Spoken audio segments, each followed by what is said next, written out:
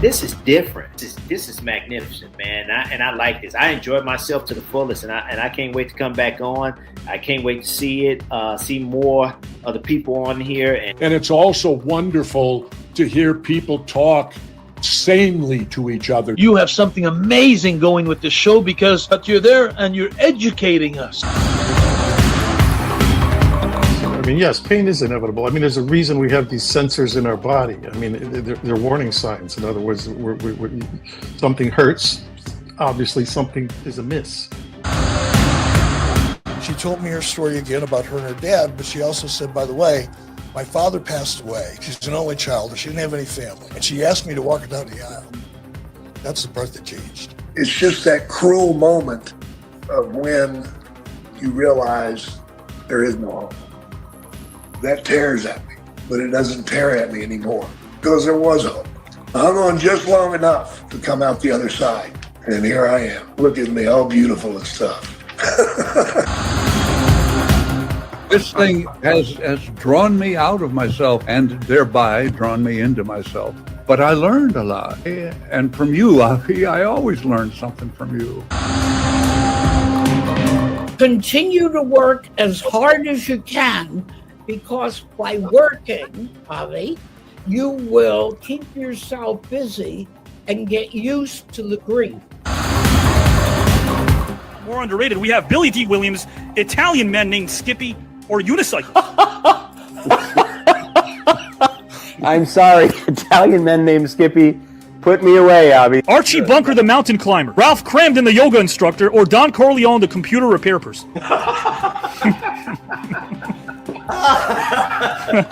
It's clearly an issue with the hard drive. I'm going to go Don Corleone.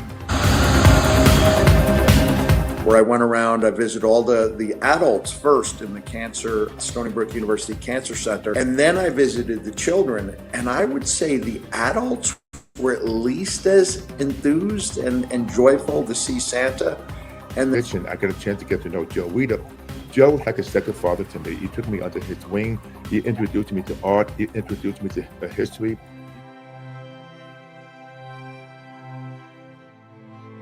There are those of us who like to venture to the unexplored, to see the beauty in the strange and unknown. Those of us who go out there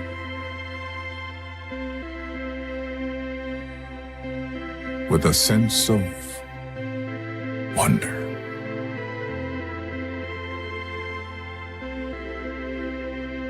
It's the magic of risking everything for a dream that nobody sees but you. Beyond this place of wrath and tears looms but the shadow of the shade. Yet the menace of the years finds and shall find me, unafraid. God, matters not how strait the gate, how punishment charged the scroll. I am the master of my fate. I am the captain of my soul.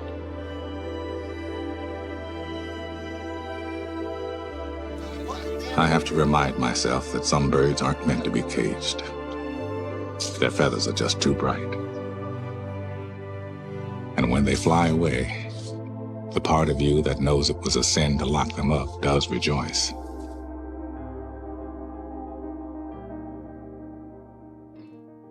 Let me tell you about a voice. The one that whispers. It tells me what's right and what's not, when to leave and where to go. It's not Shakespeare. It does not speak in memorable lines. My inner voice always gives it to me straight. Tells me who my real friends are. When to say yes, when to say no.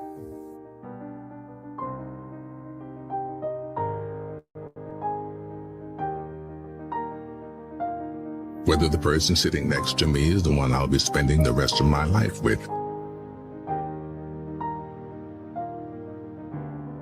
You already know that dedication, hard work, and perseverance gives positive results.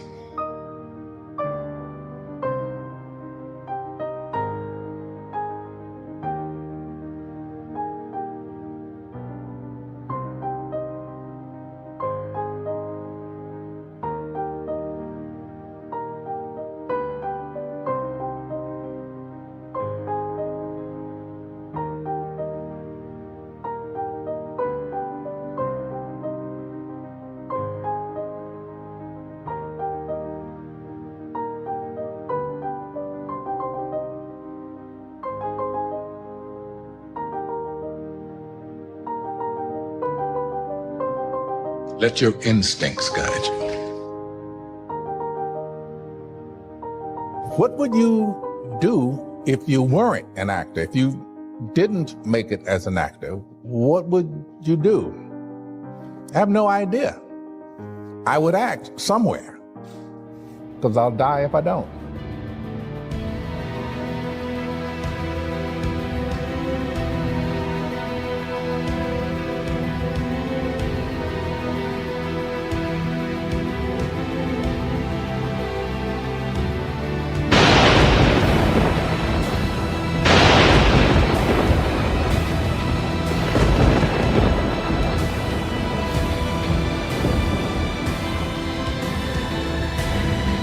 A blast. Oh, I want to dance with somebody. There we go. I'll do it. I do too right now, guys and gals. And you know, but I was going, Tom, Don, I'm a true fan. Yo, I never watched all of your movies through, Tom, because they scared the crap out of me.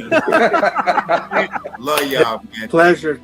Great to meet you. It's great to meet you too, Trent. Yeah, Avi, you did a great job. Hi, I'm Rick Barry, a member of the Basketball Hall of Fame and one of the NBA's top 50 players. And I'm really excited to tell you about my new relationship in the broadcasting world with the new network. It's TKN, and a young man named Avi Klein has poured his blood, sweat, and tears into creating this new network and assembling an amazing group of individuals to co-host shows with him. Legends from every walk of life who are just bringing their knowledge and their experience and their wisdom, and this is amazing. I feel like this is a cosmic convergence of what is most important to him, and he's such a stand-up guy. Here, but with a very warm heart for Avi, and thanking him for all the work he's put into creating the new network. For me, I have just a teeny part of this in terms of having a program that's based on storytelling, where I get to share some of my stories with you. I can't even imagine how hard Avi Klein worked. He tells me he gets 4 hours of sleep a day, and I actually believe that, because Avi is so passionate, he works so hard. There is nothing that was on TV tonight that even remotely rivals what we did on this broadcast. I am so grateful for our friendship. And you know what? You appreciate things in people that make such a difference. You make each of us feel like we're more than we know how to even thank you. Anyway. He's very respectful, and he really connects with the artists and his audiences, and I felt like this guy's on to something, and I'm proud to be a part of this with him. And I really thank your support. I lost my father, and you were the first person to support me in all that, and I thank you so much for that. Avi, congratulations. I don't know anybody that can talk as much as you. Seriously, I thought I could talk. You are unreal. But you do it with class, understanding, professionalism. You're simply amazing. I told you that when I first met you, and you ran off my autobiography. It basically was a book. It was simply fantastic. And to think that you do that every show. The greatest wealth is when you can share it with someone. You can share your victories, you can share your failure, you can express your deepest feelings, but the greatest wealth is to be able to say that I have a friend, and I feel an unbelievable level of wealth, and a lot of that is because I have somebody like you.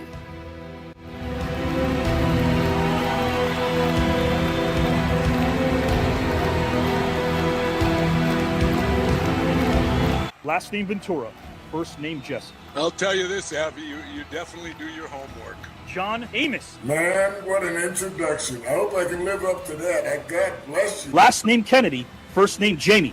I hope you're getting paid a lot. That was the greatest intro I think I've ever had. Well, thank you very much. I can't think of a better way to begin the new year than with you. Avi, always great to hear your voice, kid, and to hear your intros. You're amazing. Last name Davidson, first name Tommy. Nice. I think that's the best intro I've ever had. Did you have a nice time tonight in the green room? I had a great time. I can't tell you how refreshing it is that somebody knows what they're doing. Avi is a poet, but he doesn't know it, but his feet show it. You're unbelievable.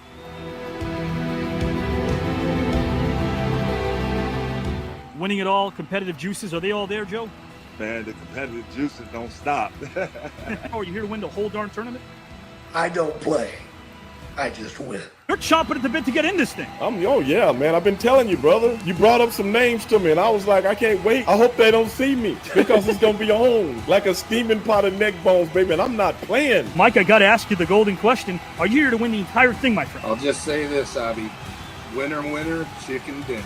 But are you here to win the entire celebrity tournament when it's all said and done? I saw a very familiar face in Mike Rotundo, better known as IRS, and he said that he was here for the winner chicken dinner, and I want to take away that chicken dinner. So yes, I want to win this whole shebang. First name Joe Smith. Welcome, my friend.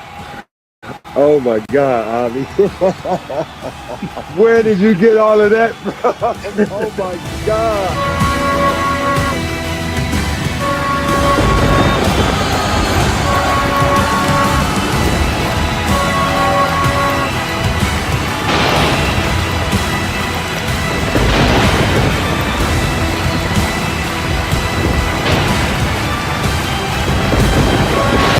Guys and gals and pals, it's Saturday night, and as you guys know, you right now have an experience to watch a sport of the mind.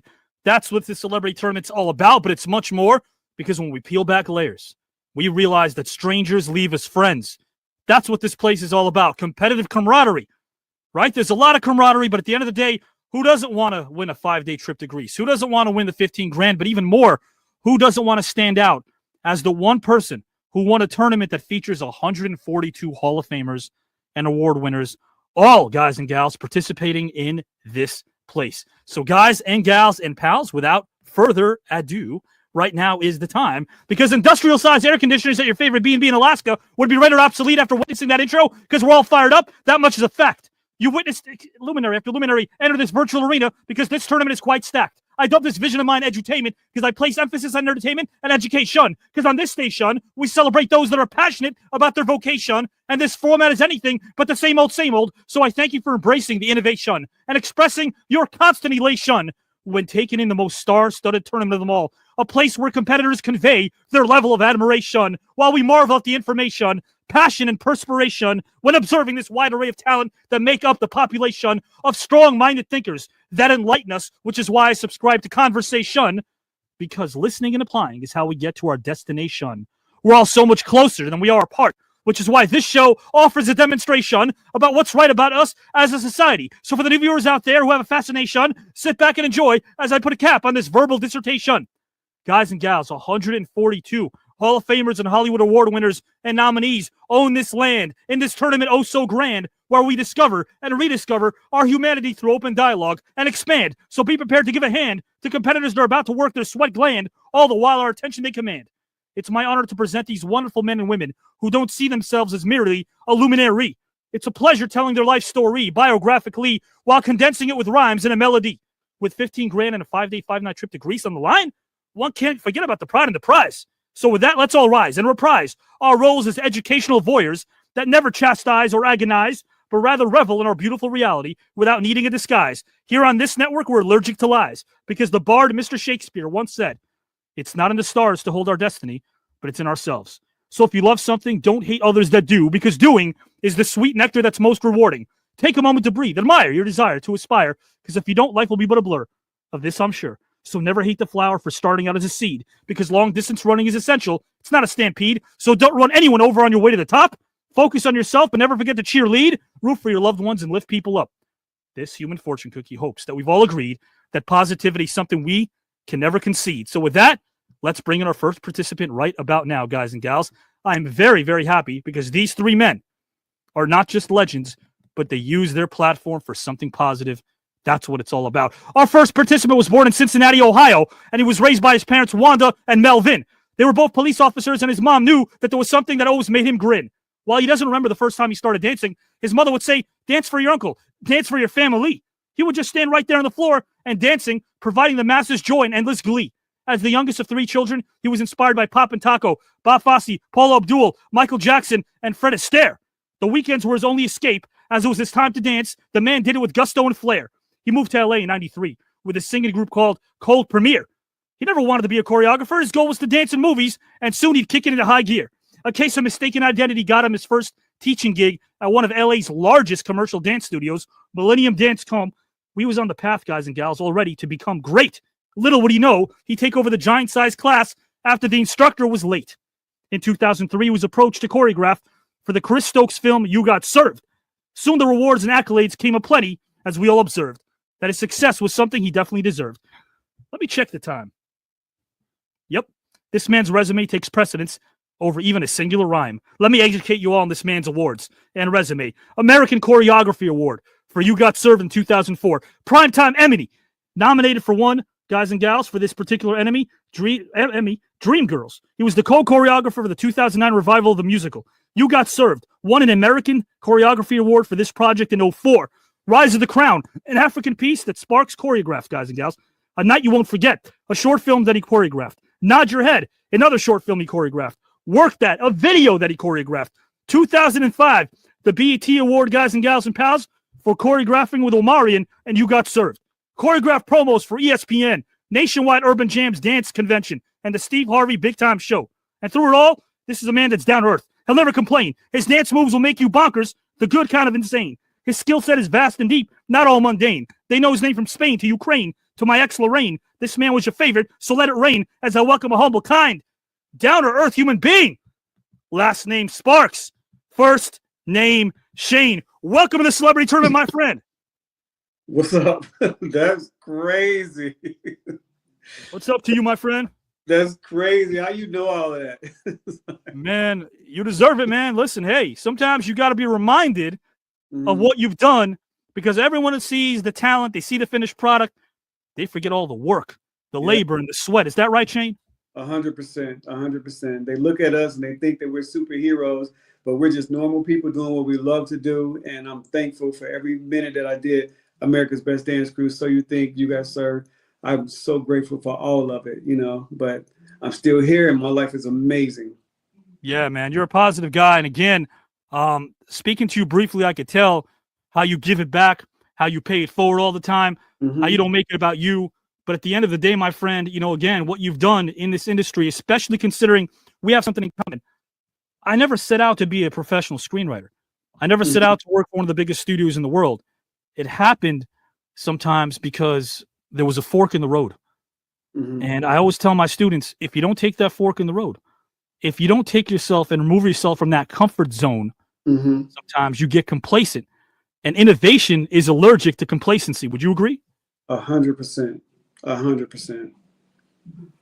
Yeah. You've done it in a way that I think is inspiring, because again, just to capitalize on that, when I was doing auditions and stuff like that, when I was in LA in the beginning years, like you said, I didn't want to be a choreographer, but it's weird how you go to a place and you sit around and all of a sudden you run into the right people at the right time and you look the part, and they automatically say, they feel your energy and offer you something that you would have never pushed for yourself.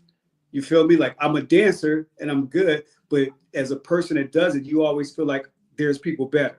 They should get it. They deserve it. But then somebody sees you as that person that should have it. And then once they offer that to you and you believe it yourself and believe in it just as much as they do, that's when your life changes. I get a feeling that it's because you like seeing your work being applied through your students, because then when they get it and they commend you and thank you and great, that's the best thing a teacher can receive, is the 100%. Accolades that someone else receives because of you. 100%. 100%. Yeah. That's why you don't see a lot of videos of me dancing, because I'm more the creator. Yeah. And I like to see it rather than being on stage and doing all that. Well, you're a visionary. Do you see the following, my friend? On the marquee, 15 grand, 5-day trip to Greece, 142 Hall of Famers award winners, including yourself, are in this thing. Would you like to win it all, Shane? I'm going to win it all. My story's crazy, and not being arrogant, but it's just crazy. Yeah, listen, hey, at the end of the day, guys and gals, we call this a sport of the mind. A lot of respect, but there's nothing wrong with competitive camaraderie at the end of the day, especially when everybody comes out ahead learning these life stories from people who are willing to be vulnerable, like Shane and our next two guests. Shane, I want to put you back momentarily and bring in our next participant. Yes, sir. I'll be back. Mr. Shane Sparks, guys and gals. Yeah, absolutely, man. God, great energy, Shane. Appreciate you. Does a lot for so many, and so does our next participant. It's a real treat to bring him in. So, guys and gals and pals, our second participant is a native of Gastonia, North Carolina. He was born to a father who was a chef and a mom who worked in textiles. Years later, he called his mom Myrtle and told her he was going to put in the miles and drop 50, which he did, as his talent was out of this world, like a dominant being on the X-Files. Our participant would help his dad prepare the food, but his heart belonged on the basketball court.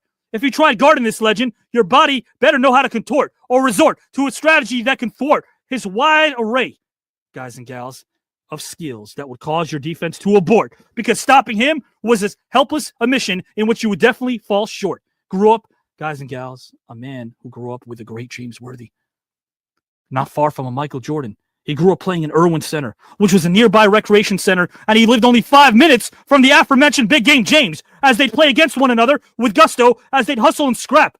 James Worthy, guys and gals, who lost to our participant in a game that most definitely put their county on the map. Gastonia back then only had about 45,000 people, but they witnessed our participant hit the game-winning shot to win the state championship in 1978. When Clarence Big House Gaines called John Thompson to sign him, one would call fate, as Georgetown would soon find out that they were watching an all-time great. I may have the rhymes and melody, but this man's resume is so bright, I gotta wear shades, which is why now it's time to bring up his many accolades.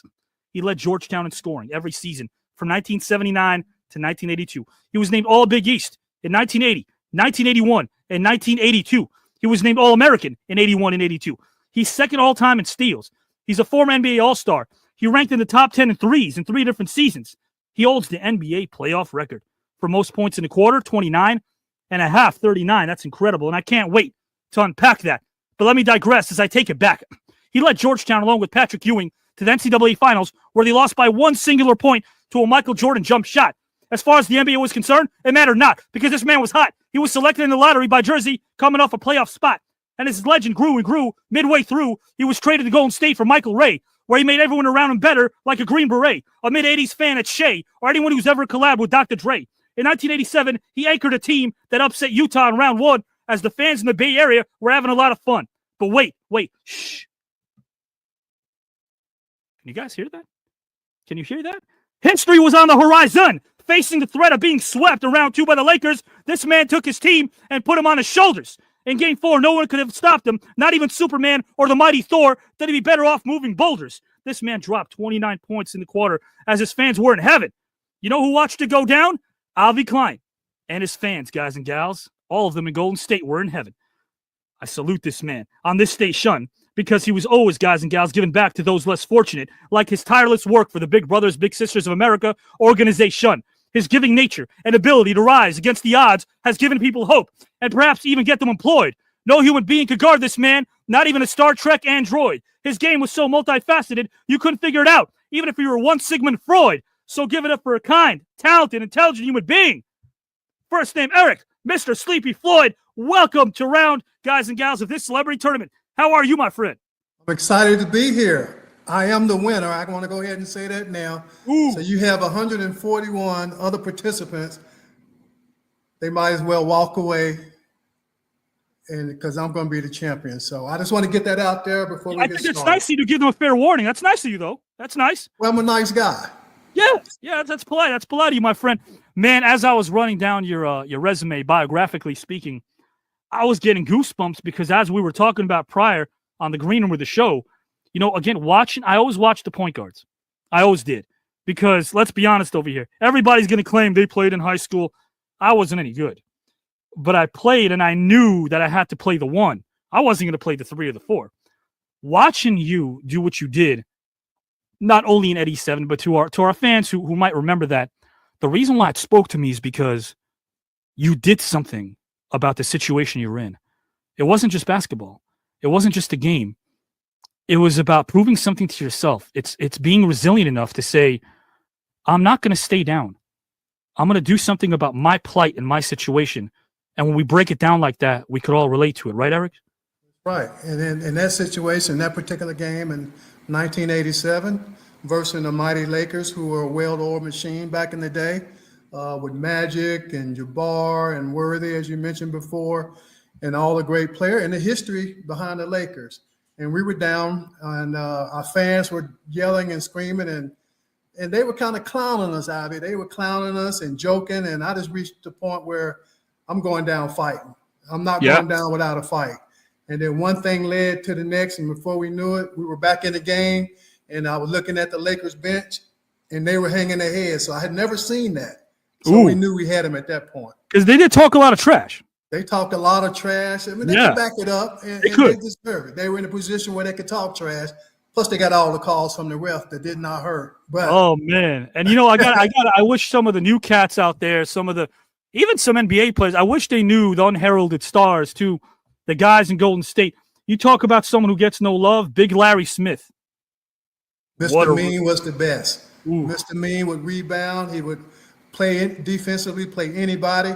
I mean, Mr. Mean was 6'7" at the most. He was guarding Kareem Abdul-Jabbar at 7'1" and holding his own. So, I mean, he was the backbone of the team, the most physical guy on our team. But, man, what a great player and person. Mr. Mean was amazing. Absolutely. And another one I think of that doesn't get much love is Mr. Purvis Short. Oh, Purvis Short with the rainbow jumper, smooth as ice, another quiet gentleman, but was an assassin on the court, both offensively and defensively. I've never seen someone that could get hard as Purvis. I watched him get 57 one night. Yeah. All outside jumpers. Against Jersey, I think.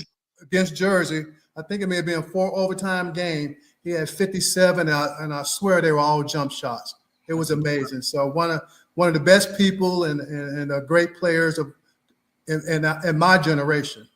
There's no doubt about that. But, every team needs a floor general. You were that guy, my friend, and you've also been a floor general off the court. We'll delve into that a bit later because, again, guys, Sleepy Floyd, tireless when it comes to giving back, tireless when it comes to his generosity, so well-spoken. Sometimes the best respect you can get is from your peers. We travel in the same circles, and the amount of respect you have from your peers, Eric, I want you to know it is incredible and massive. Thank you. I appreciate that. But, athletes get a bad rap sometimes. We have so many high character guys, and sometimes, the media covers the negativity of it all. But guys are out there giving back to their community, making a difference, sacrificing their weekends and nights, trying to give back and give a helping hand to somebody to help pull them up. So guys, I mean, athletes are amazing in giving back and trying to make a difference. So I wish we would highlight that a lot more because guys are doing their thing out there, helping other people. Well, you epitomize what's right about humanity. And my friend, I'm going to put you backstage momentarily and bring in our third participant. NBA legend, guys and gals, Mr. Eric Sleepy Floyd, who tells it like it is with grace, with humility. He's such a sweet guy, honest guy, intelligent guy. I'm glad he's part of this tournament. Shane Sparks is part of this tournament. You heard that. Hey, in this match, as you know, when there's 3, that means 2 advance to the next round. 2 out of 3 move on. That's how it works. And you guys and gals and pals will be voting between topics. You'll let us know who resonates most with you. In this place, voting is a good thing. It lets someone know, hey, I clicked with you. I clicked with what you said. It connected with me. So, guys, we give you the power. I don't vote. You guys do. Our third participant, guys and gals, happens to be one of the greatest of all time. When he was just a child, he dreamed about playing a Game 7 in the World Series. And we can all relate to that. It sounds relatable, cinematic, something you'd see in a movie starring Robert De Niro. Not only did this man's dream come true, but in that Game 7, he was truly the hero. He was born in Chicago Heights, Illinois, but his formative years were spent in California so early on. Guys and gals, definitely life wasn't a bore. He was born to parents Bob and Linda. The aforementioned worked in the accounting department at a retail store. His father, Bob, took a position with a computer leasing firm in Encino. Our luminary always made friends with his amazing personality, and here's something you should know. Even the coldest souls could warm up to him like Clint Eastwood's character in Gran Torino. Our luminary started as a sophomore at Grover Cleveland High in Reseda and was selected to the MVP, guys and gals, of the West Valley League in 1980. He was headed to the top. No need to hire Dick Tracy to figure that out. Move over Warren Beatty. While this man was one of the greatest pitchers of all time, he also played a good shortstop and was one of his team's leading batter with a .333 average. This man could truly do it all. You need another example? Sure. He also happened to excel in basketball. Royal Scout Guy Hansen had seen his talent rounding into form, so he was drafted by Kansas City in 1982. He spent the 83 season in the minor leagues as his stock grew and grew. He managed to pitch 187 innings between both A and AA ball, How many achieve this? Only a select few. This doesn't surprise anyone, as his work ethic was always elite and true. Even as a child, he had a method that was so very effective, and it was quite the home brew. Get this, at a young age in his backyard, he knew well enough to work with what he had, so he had a tire that he used to throw baseballs through. He also used to have a cinder block, guys and gals and pals, in the back as well to put a strike zone up. These are the skills he'd own. He would do his mechanics and throw the pitch and make sure it was in the strike zone. As a pro, his fastball could buckle your knees at times and make you shake your head. As a hitter, you were hoping he wasn't on that day because you'd be howling with disappointment like a Flintstone named Fred. From 85 through 89, there wasn't a better pitcher in the American League, as he won two Cy Young Awards in 82 games and had an overall ERA of 3.27. He was also a three-time All-Star and won a Gold Glove Award while treating his fans to baseball at its purest like a trip to heaven. He also won the ERA title in 89 and won his second Cy Young Award as his career began to thrive. How many people could say they won the World Series MVP, which is something he accomplished in 85? If you were a hitter, you'd have better luck with an angry gator in the heart of the Everglades. So it's now time for yours truly to read this Hall of Famer's many accolades. He was selected as an All-Star 3 times in 1987, 1990, and 1994. He won the American League Cy Young Award in 85 and 89. He led the American League in wins, ERA, and other categories in 89. He was named the World Series MVP in 85 after leading the Royals to victory over the St. Louis Cardinals. He was named the American League Comeback Player of the Year in 87 and 88. He won the American League Gold Glove in 89. He threw a no-hitter in 91. He was elected to the Royals Hall of Fame in 05. He was voted to the Royals Franchise 4 in 2015. He was inducted into the Missouri Sports Hall of Fame. But despite the name, the fame, and the acclaim, his heart remained the same. But if you were a fan of his opposing team and placed against to get him, you'd surely go into debt. You'd never make sure you make the same mistake, because if you did, you'd be living with regret. This man made even the greatest hitters recoil, worry, and sweat. Yours truly watched him do his thing like no other when he was a New York Met. So sit back and grab a soda and a snack, maybe some chips and dips or a baguette. The anticipation is building, but don't fret, as I welcome in a legend who's humble and kind. Last name Saberhagen, first name Bret. Welcome to the celebrity tournament, my friend. Thanks, Avi. Thanks for having me a part of this and this competition. I look forward to it. 100%, my friend. I am so glad you're here. Before I ask you the age-old question, I want to say this as well. Growing up in Queens, I know that was tough being a Met because you were injured, you were hurt, but you were so resilient. Every time anyone would count Bret Saberhagen out, this man did things that nobody ever believed he could. I feel like that epitomizes your story. And here you are, the first time we talk on the phone a couple of weeks ago. You don't mention baseball. You don't mention what you've done. You mention, and we'll get into this soon, you mention your wife. You mentioned what you guys are a part of, putting it out there to help people with a very positive cause. You are a selfless individual, and I want you to know that. I appreciate that. Yeah, I feel like baseball gave me that platform to do what we're doing now, and that's our nonprofit. And yeah, we'll look forward to talking a little bit about that and what we do in the cancer patients that we help. Sure. Saves Wings. Yeah, Saves Wings. And it all came from my wife having 3 diagnoses of breast cancer. And with that being said, the third diagnosis, the treatments didn't work, so we had to do alternative, which we were spending $22,000 a month. Sure. Out of pocket. So we did a deep dive, and we started, we changed my nonprofit from the Bret Saberhagen Make a Difference to Saves Wings. And that's helping families going through cancer that are going in debt or can't pay their bills, skipping treatments. And it doesn't matter what type of cancer it is. It doesn't matter how old or young you are. If you had debt, you can go to our website, saveswings.org, and hopefully we can help you alleviate some of that debt and take away some of that worry and stress that you might have. So it's been a blessing for the recognition that we've gotten for our nonprofit that Candace and I co-founded together. And it's I've cried more in the last 3 or 4 years than I've cried the first 55 on this planet. So well, you know, not a day goes by that we're not working due diligently to try to make a difference in this world. You are, because you know, help and hope don't discriminate. And you usher in a lot of hope. I also wanted to the 2 guys that I'm going up against tonight. Oh, well, before you say that, I want to say this, because I got to get into this in a minute. Okay, yeah. Because it's a good lead-in. You were saying you cried, and of course, there's good reason, because you know what we're talking about here is very heavy, very positive. Yeah. Are the other 141 participants going to end up crying as well? Well, we'll have to wait and see. But regardless of what happens, I just want you to know I hate to lose, so I'm just going to leave it at that. But I want, first off, Shane, I need some dance moves because my wife Candace loves to dance. And I could use a couple new moves. This old guy goes back to the basic ones that he has. So Shane, I need some help with some dance move. Sleepy, she's a pretty damn good baller too on the hoop court when we're playing horse and that. So I might need a few pointers from you to try to take her down in horse. So regardless of what happens here. We'd love to talk a little bit about with those two guys with a few little helps for my wife Candace to take. And I love that. And how cool would that be though, to be the one standing atop? You know, right now the networks are talking about the show, thinking of picking it up, but to be able to stand for something that allows people to show who they are as multifaceted human beings, to delve into topics that normally don't get posed or asked, to win this entire thing, that'd be a pretty cool thing, right, Bret?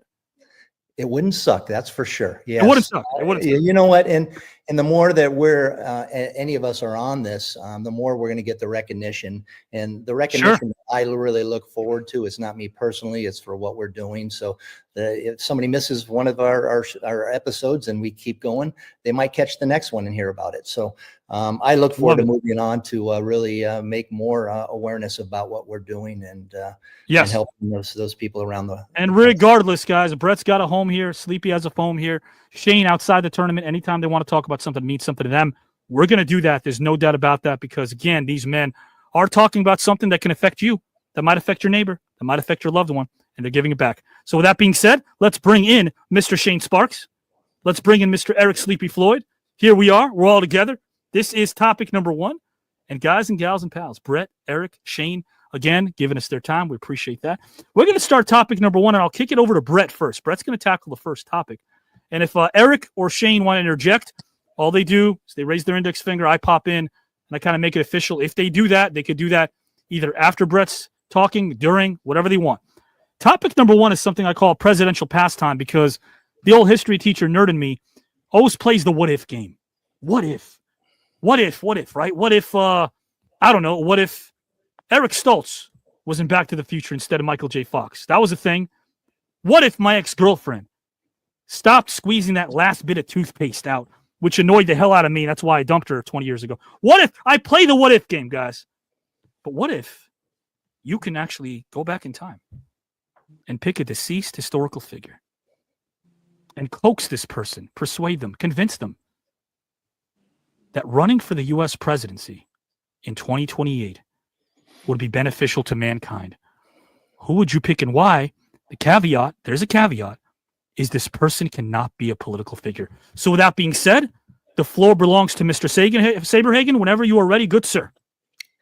Appreciate it. I get nervous talking in that. So I wrote all this stuff down because I didn't want to leave anything out. But my presidential pastime person, and when you say pastime, it is actually somebody in baseball. It's America's pastime. And that one person, if I could bring back one historic figure to run for U.S. president in 2028, someone who has never been a political figure but had the leadership, courage, and vision to change the world, I would choose Jackie Robinson. Jackie wasn't just a baseball player, he was a trailblazer. He stepped onto the field every single day, knowing he would face hostility, threats, pressures most of us that we could never comprehend. He did it with dignity, grace, and unshakable belief in something bigger than himself. He understood that change isn't about loud words. It's about quiet resilience, about showing up when it's hard, about breaking barriers, not just for yourself, but those who come after you. In today's world, we need to have that kind of leadership. Someone who can take the hits, but still move forward. Someone who can unite people, not stand at a podium, but by leading through actions. Jackie had an incredible ability to handle adversity while still performing at an elite level. That kind of mindset I respect, whether it's in sports, in leadership, or in life. As a leader, Jackie wouldn't just bring people together, he'd show them that it's possible to move past the things that divide us and build something better. And in a past time where he played his uniform is the only uniform that has been retired by every Major League Baseball team. That kind of resilience, that kind of leadership, that's what kind of president we need, and I believe would be an amazing person. And maybe, just maybe, that lesson would extend beyond sports, beyond politics, and into the way we choose to live our lives every single day. The best leaders in history weren't always politicians. They were pioneers who changed the world by standing for something bigger than themselves. And Jackie did just that. Under pressure, Jackie faced adversity every day, but he never let himself break. Instead, he used it to push forward, proving that strength isn't about retaliation. With all the death threats and all the stuff that he had to go through, it was about resilience. Again, broke barriers in so many ways, led by example, and really gained respect from so many people around the world. And it didn't come easy. What would Jackie bring to America in 2028? Definitely, he would unite a divided country. In times of deep division, we could use a leader who understands struggle, but chooses to lead with dignity, without ego, and a reminder of what's possible. That is who I would nominate for president in 2028. Wow, that's incredible. And you're right. Every team wears number 42. Yeah. Every single baseball team wears in a nod to Jackie Robinson, who did so much. And I guess it's not just doing so much through his sport, but as an ambassador of the sport, someone who can go and talk to dignitaries, someone who can go and talk about his plight in a way that resonated with someone who didn't have a voice. Jackie Robinson, absolutely. And, I want to ask you guys this question. Anybody could jump in before I kick it over to Mr. Eric Sleepy Floyd for the same topic. Do you feel as if today rooting for politicians has become like rooting for a sports team, where people feel so inclined to be black and white about a situation? I have no dog in the fight. I don't. I mean, working in Hollywood for 21 years, the first person I wrote for was Carl Reiner, who was Rob Reiner's father. And I couldn't believe I was writing for Carl Reiner. And I remember the first thing, actually, I think Bret said, winning this wouldn't suck. Piece of advice he gave a young writer. A young writer asked him a question once and said, "Hey, I got this big stand-up comedy special. You're the great Carl Reiner. Do you have advice for me?" And he kind of did one of these, caressing his beard, brought him over and said, "Yeah, I got some advice for you. Don't suck." He took heed, needless to say. But I don't think people today are taking heed, because I don't think it's political to say that you can like a policy that someone is implementing and dislike another and not be all in on a person, not worship them like they're cult leaders, right? Are we seeing too much of that, you think? I always compare things to sports and politics, where you have a player, and Bret, playing sports, your strength might be shooting. Someone else's strength may be passing. Someone else's strength may be dribbling. Yeah. But being able to get critiqued critically and not be offended, or be told that you're wrong and you have a wrong perception or perspective on an issue without getting offended. It's like we're so sensitive in this culture now, where, people don't want to be told that you're wrong, that they're wrong, or that they made a mistake. So, I mean, it's so interesting there in our society, where no one wants to accept that they could possibly make a mistake, or there may be a better option than the one that you've presented. So, I mean, I would love for to be more open and people don't be so sensitive about if the decision doesn't go your way. Right. Just accept that and keep moving on. I totally agree with you. I wish we understood that no matter who these political figures are, that at the end of the day, the powers that be probably want us to be confused and divided anyway. And we're making it easy on them. So there's nothing. But you know what wasn't easy, guys and gals? It wasn't easy for these three men to succeed the way they did. And you have to go back to the beginning. And Bret, if I'm not mistaken, I think your grandfather introduced you to the game at a young age. He used to coach American Legion baseball He used to get you out there and mess around with the ball and have a good time. And you primarily played shortstop and pitcher. But you had some arm problems coming out of your senior year in high school. Is that right? Yeah, the scouts were coming out, and the draft was going to be after that high school senior year. And I came out of basketball, which was extended. We actually ended up winning the city championship in basketball. I wasn't the studs, Sleepy. I played my role on that team, and I played it well. But we had one guy that went to Washington State, another guy to DePaul University on scholarships from that 82 championship team. But yeah, I came out of basketball and trying to prove to the scouts how good of a pitcher I was from the previous few years that they came out watching. And was it tendonitis at that time? Correct. So I had to take some time off, and by the time I came back to pitch, the scouts came back out, and the velocity wasn't there, but it slowly came back. But Guy Hansen, as you mentioned in the onset, he was the one guy that stuck around, and that stuck around, kept watching me, and my velocity came around. But here's a good little tidbit of history that maybe you guys don't know. That city championship game in 1982 is at Dodger Stadium, and it was against Pacific Palisades, where the fires had just recently devastated that. But on that particular baseball team, there was a guy that started against us, and he chose the correct career, and I think I chose the correct career was Steve Kerr. He was the starting pitcher against us in that championship game. Okay. We ended up going on and winning. And that was 82, you said? That was 1982. And he was dealing with so much because in 82, his dad actually got assassinated. Yes, correct. Yeah, sad, very sad, but a great person. And every once in a while, somebody will bring that story up, and I love hear Steve talk about that particular game. And he went on to have an amazing career himself and doing a great job coaching that. Well, there you go. And guys, before I kick it over to Mr. Sleepy Floyd, I would say this. When the draft came around, you guys hadn't even gone through the playoffs yet. You were told the latest you'd be drafted or picked was around the 7th round or so. So you had no idea. Finally, you get a telegram in the mail saying you were drafted by the Royals, which is incredible. Yeah. Like, most people don't even know what a telegram is today. Yeah, yes, a telegram. No phone call, no nothing. It was 19th round.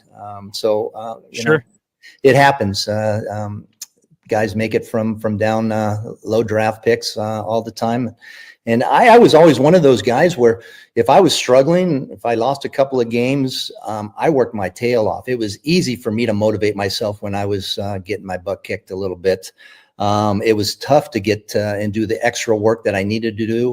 When I say I was styling, if I won a few games in a row, and it's like, go run a couple extra laps, do a little more weight in the weight room. It was tough to motivate myself after being successful and winning a few games. The easy part was when I was struggling to work. Well, guys, you were a great player, man. I watched so many of your games and high pressure situation, and you handled them all that I remember.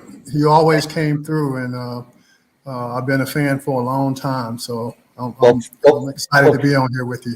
Well, fortunately, you and I know that we could have off days, and as a team behind you, they can make up for your off days. So I feel very blessed to have that talent behind me from year to year. And those off days, you might not have your best stuff. You might give up some runs, but they're gonna make you better. So I didn't play that individual sport where it all lies on your shoulder one way or the other. So would you guys agree that lack of failure prevents you from truly being great?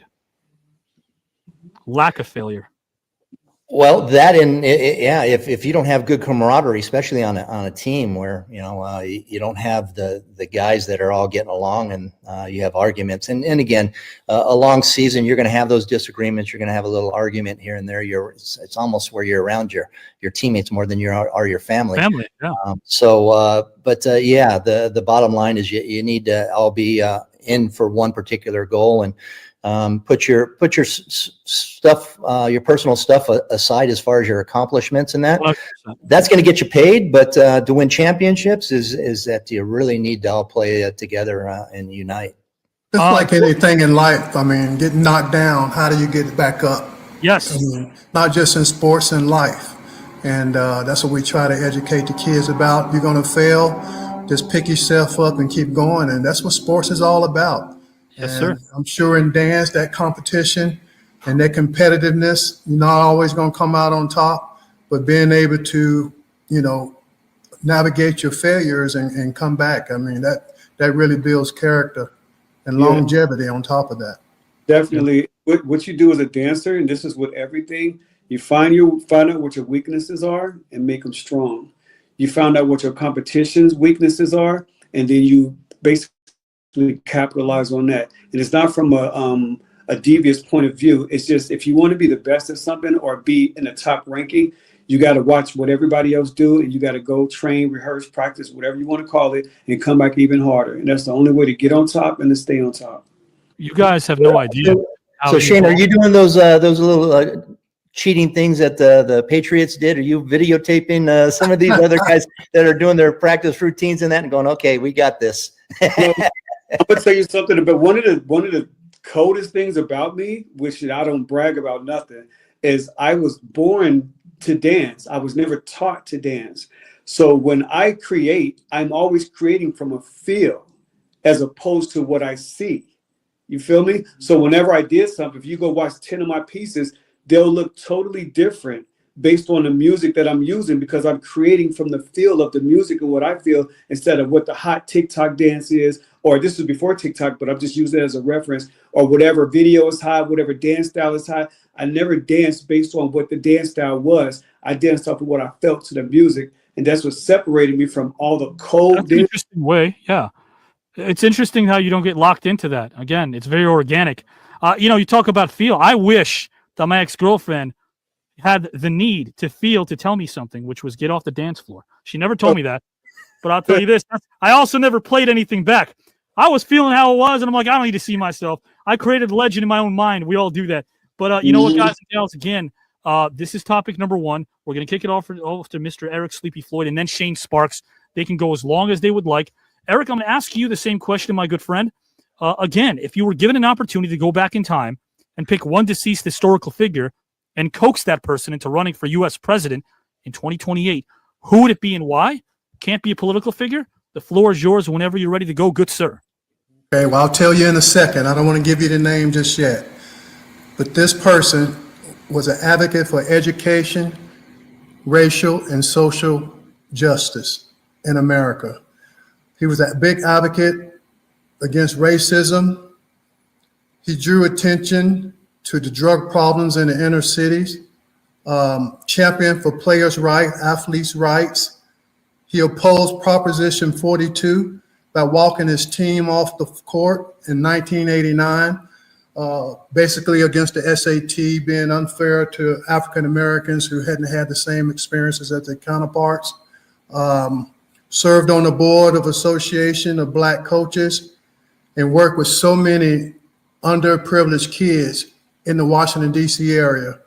And a gentleman that I would pick as a president candidate would be Coach John Thompson, my coach at Georgetown University, Black coach at Georgetown University. He coached from 1972 to 1999 at the university, at Georgetown University.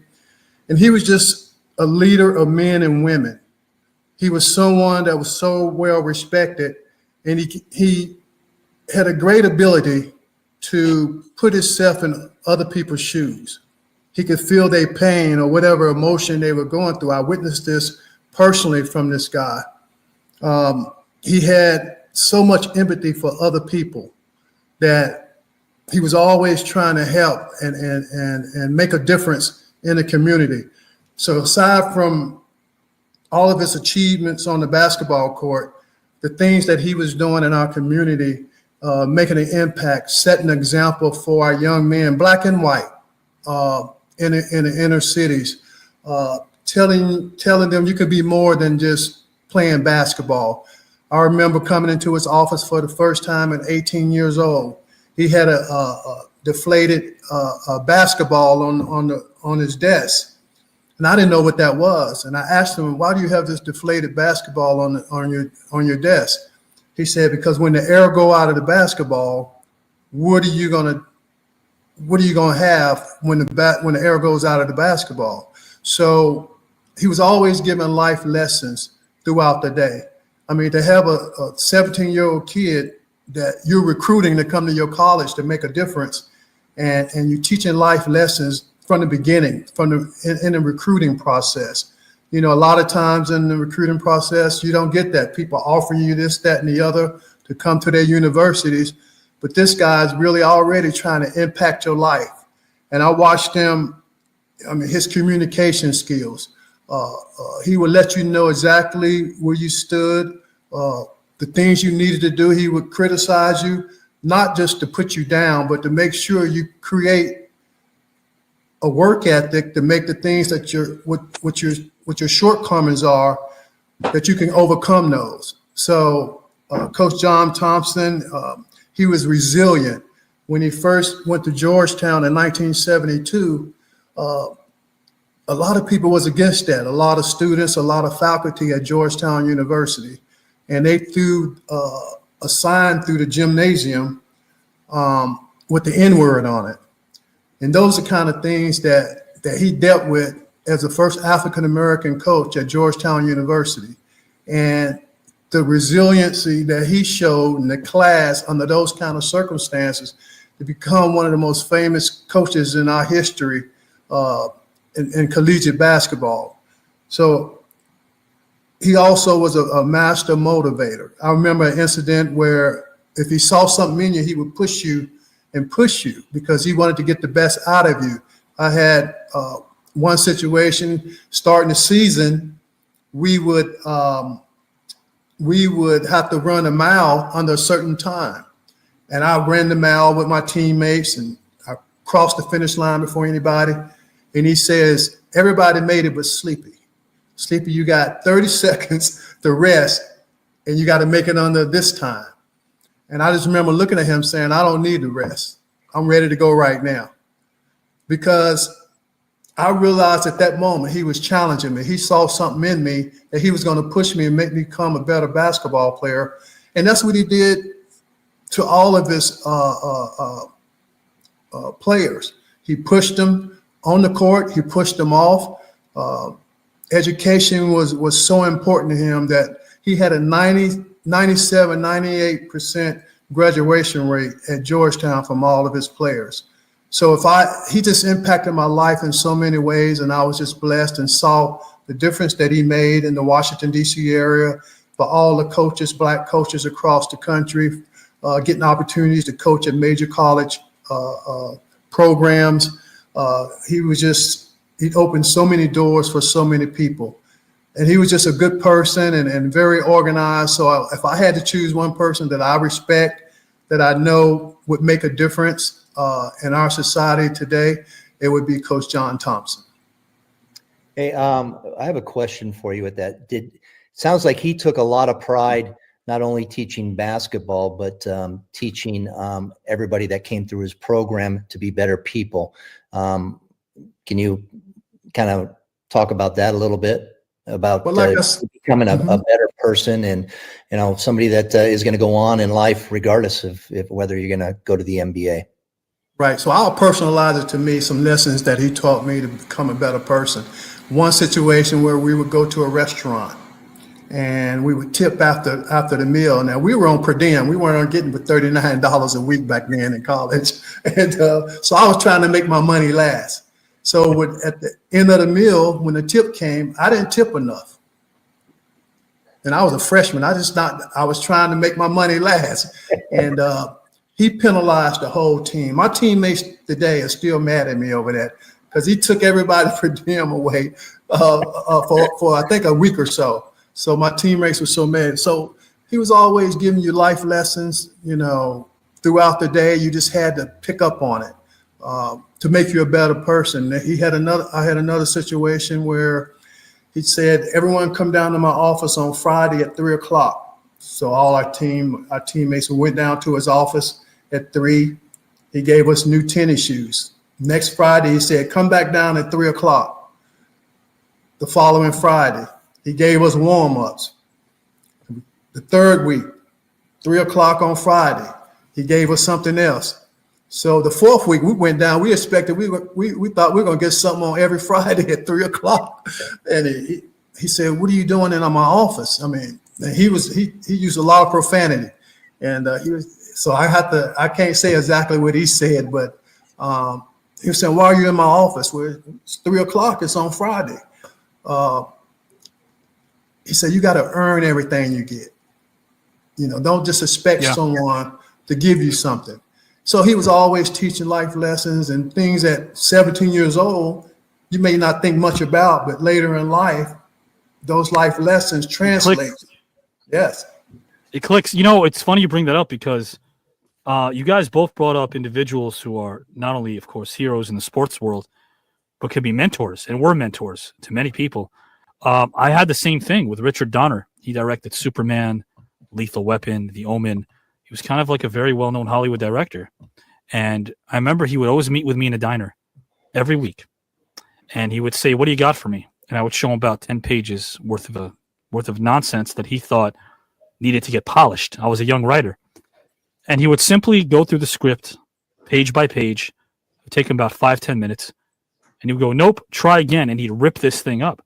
Now, mind you, I would go to FedEx Kinko's back in the day, which is now FedEx Office, and I would bind my script. You gotta be pretty damn strong. You gotta be Lou Ferrigno to rip up a script that's bound. He did just that. He ripped this thing up, and he would do it every week for a month.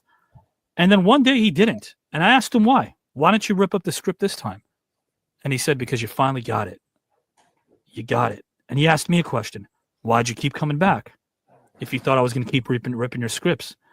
I said, "Because I knew you wouldn't be here unless you saw something in that script, something that could be improved upon." And I take that analogy and use that with everyone on this earth. Everyone has something they can improve upon, but there are so few mentors today that want to remind us that we need to put in the hard work and roll up our sleeves and not focus on being TikTok sensations. Because that's what it seems like right now. Instant gratification. We're in a world of, listen, I hustled. I slept in the back of station wagons. I would do baloney blowout diets because I couldn't afford anything. But I kept at my dream because I knew that if my dream would die, it would become just that. It would be a dream, something I dreamt about a long time ago. I don't want my dream to sleep. I want it to wake up and move. And you guys are bringing up people that reminded all of us that they were in the same boat, starting off less fortunate, being able to rise above it all. John Thompson played for the Boston Celtics during their heyday, during a time where Bob Cousy would not go to St. Louis because they wouldn't serve Bill Russell a meal. They'd root for Bill Russell on the basketball court in Boston, but they did things that are unthinkable that I won't bring up to this man's house and to his bed. And to think that was only 60 years ago, that people, because of something as stupid as color, were dividing everybody else. God almighty, the rhetoric, the nonsense, you guys brought people that brought people together. So I think I'm pretty inspired to hear you doing that. Bring up two individuals that brought us all together. And by the way, it was cool to all the fans out there that say athletes should just shut up and dribble. Well, you can't have it both ways. You can't have it both ways. I was having a conversation with somebody about this the other day. You can't complain when the athlete runs laughing all the way to the bank to cash their checks, but then also has a point to make. They have a platform. Why not use it for something good? Or why not use it for something that has a purpose behind it? You can't have it both. You can't complain that the athlete's making money, but then talking about something that's important to the athlete. You can't have it both ways. So again, I'm glad you guys picked the people that you did. Topic number 2, Shane's probably got some tech issues, so we're going to jump into topic number 2. And of course, you guys and gals in the comment section can vote. I know it's tough. Who resonated most with you and why? Before we do that, before we get into our final topic, I want to play a memorial video, Bret and Eric, about some of those who've been a part of this tournament who passed on, who are no longer here, who meant a lot to me and to our viewers. So I hope you guys enjoy this quick 60-second video. Trio of options for Gallagher, more underrated than why. Sauerkraut, Henry Kissinger's deep soothing voice, or dogs wearing sweaters. I like dogs wearing sweaters. Did you have fun? Yeah, I haven't done an interview in 20 years.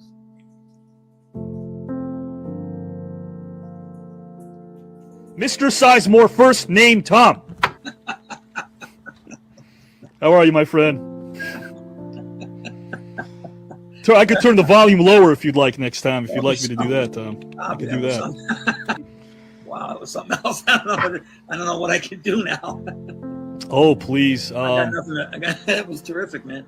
Thank you, my friend. I appreciate that. And you know what? As charming as a guy that you are, man, and as honest as a guy as you are, and as down to earth as a guy as you are, you played a character that isn't so down to earth named Scrooge in college. You played Scrooge, and of course, I feel like a thespian should rely on their instinct. Do you feel like you rely on your instinct a lot as a storyteller as well? I mean, playing Scrooge at that young an age was, when I think about it now, I only way I could have done it is I was relying on my instincts. You know, I could have done it the other way. Okay. More underrated than why? Unicycles, Italian men named Skippy, or sophisticated dinosaurs? What? More sophisticated dinosaurs? Yeah, I want to say the sentence. Italian men named Skippy. I just want to say. Yes. Yeah. Italian men named Skippy. I just want to say the sentence. Italian men named Skippy. Yeah, something you'll never hear. Yeah. Did you have fun? Did you have a nice time? I had a great time. It was a ball. Yeah, man. I want to do it again. This is great. I just think it's going to be, a lot of fun for people. I don't think people like this on the air. I don't think really. No, there isn't. You know, I just think it's going to be I'm very interested in how people respond to it, you know, because I know it's going to be interesting and see if people tune in and stay tuned in, and I really hope they do. And I'm all yours, bro. Let's go out and make this work. All right, I'll talk to you soon. Okay, bye. I teach a workshop, and one of my students finally said about my class about iambic pentameter. He finally said, "I got it, and he was excited, and it was both his elation and those 3 words that make it worthwhile, right? Amen. Amen. You got it. But I think I've got to have equally passionate people involved in the production of it. That passion will override any reservations anybody has as to the show's potential for entertainment or education. Did you feel as if transitioning to the stage and performing live theater was a natural fit for you? Yes, I did. I always felt very comfortable on stage. More so on stage than I did in film or television. So I'm looking forward to you, Avi, giving me your thoughts and your input, because as I told you, that piece that you sent me is, I love good writing, and I think Thank you, sir. My career, and this is a beautiful piece of writing, as I said. I'm referring to the piece that you wrote me. You're onto something because you're a writer. You're a creative force, and I want to hook up. Thank you so much for those kind words, guys. Thank you for being you, my friend. I appreciate you and respect you wholeheartedly. And that goes double for me to you, Avi.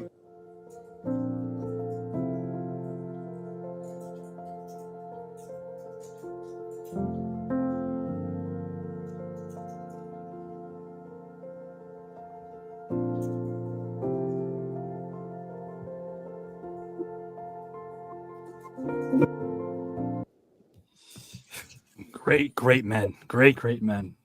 My dad would love to be here right now. I kind of feel, as cheesy as it sounds, that he is here. He liked good conversation. He was quiet. He was funny. He was honest. He was a big guy. Loved his sports. But he sat there knowing for 2 days that he was going to die. He sat there because they gave him his diagnosis a day before they actually said, "You're going to live." So you went from thinking he's going to live to he's going to die in a 24-hour span. And what really sucks about that is, and I remember him telling me, I haven't missed a show, of course, and he never watched a show because he didn't really, I think fathers kind of do that sometimes, you know, they sit back and they don't want to let us know how vulnerable they could be. And I respect that, old school. But he said, if you do the show tonight, instead of staying here with me, I'm going to watch it for the first time. It was the show where David Justice was on. And I said, "Are you sure, Dad?" "Yeah." And right before I left, he summoned me over again with his big old fingers. And I came over and kneeled beside him. I thought, oh, he's going to give me some more pearls of wisdom. Moment of levity coming. He did it. I said, "What, Dad?" He goes, "Get me some more water." So it's I love telling those stories because, like, we've all lost someone that means so much to us. My question for you guys before we go into this next topic is, did you ever feel that it was real? it doesn't feel real to me that my dad is gone. When you guys lost a loved one, a parent or otherwise, did you guys ever feel that way? Like this 2, 3, 4 months later, this isn't real? Well, I personally had a tough time with death from anybody. It could be a friend, it could be a relative. I just didn't know what to say. And again, it's something that we deal with our nonprofit on a regular basis, because not of all of our recipients live. And we just lost an 8-year-old young girl this last year. It's hard, but I think the thing that I've learned with anybody is that, hey, I am here. You can reach out to me anytime. I'm going to keep you in our thoughts and our prayers. If there's anything that we could do, even if it's just a conversation and me listening, I'm here for you. We're here for you. As you can see, guys, helping provide financial support to families currently impacted by cancer. This is the beautiful website that Bret has been talking about. And as you guys know, in terms of how I roll, whether he's on screen or not, we're going to be talking about this, and you guys can contribute. You guys can help. A click away is all it really is, and it's for such a beautiful cause. Eric, did you ever feel that way? Did you ever lose someone and you're like, man, this is so surreal? Yeah, I lost my dad, and I've told his story to a few people, and he had leukemia, and I was playing with the Rockets at the time, and they let me go home to look after him. And I'll never forget one of his last days. He says, he's in his hospital bed. Yeah. And I was like, Dad, I'm going to leave. I'm going to fly back to Houston. I'm going to come back tomorrow. I just need to fly back to Houston, take care of some things for my family, and I'll be back the next day. And I heard him mumble, like, don't leave. And I wasn't sure that he said that, but now, afterwards, I figured out what he said, and it just came clear to me. But anyway, I got on that plane, Bret, and when I landed, I had a message already that he had passed away. And I never forgave myself over that. And to your point, this just does not seem real.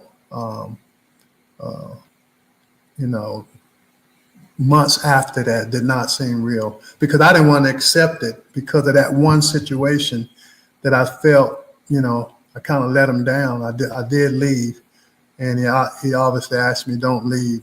So I still deal with that.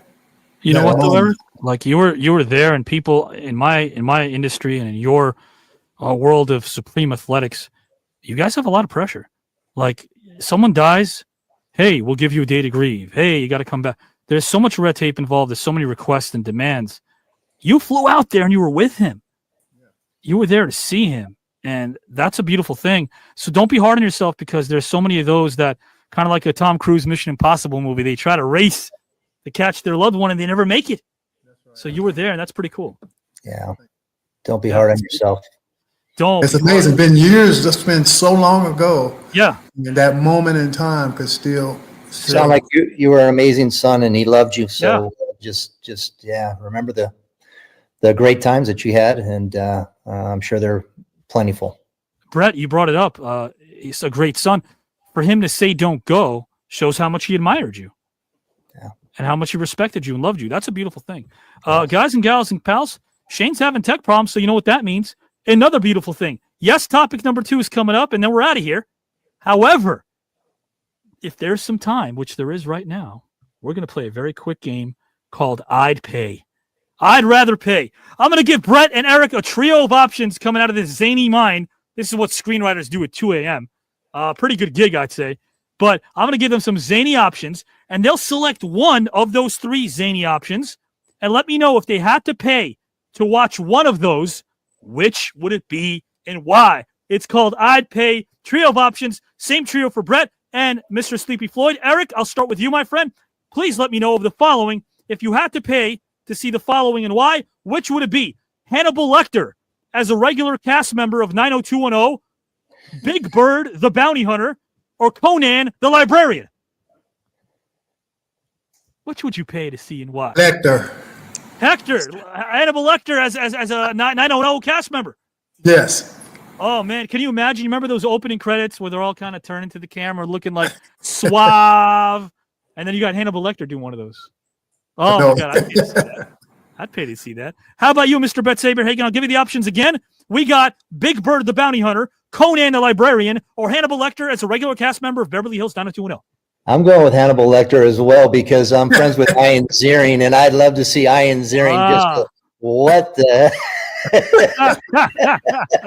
You're saying Hannibal Lecter would throw off Iron Ziering. I see. Oh yeah. It's like, hey, we're going to dinner tonight. Yeah, what are we having? You.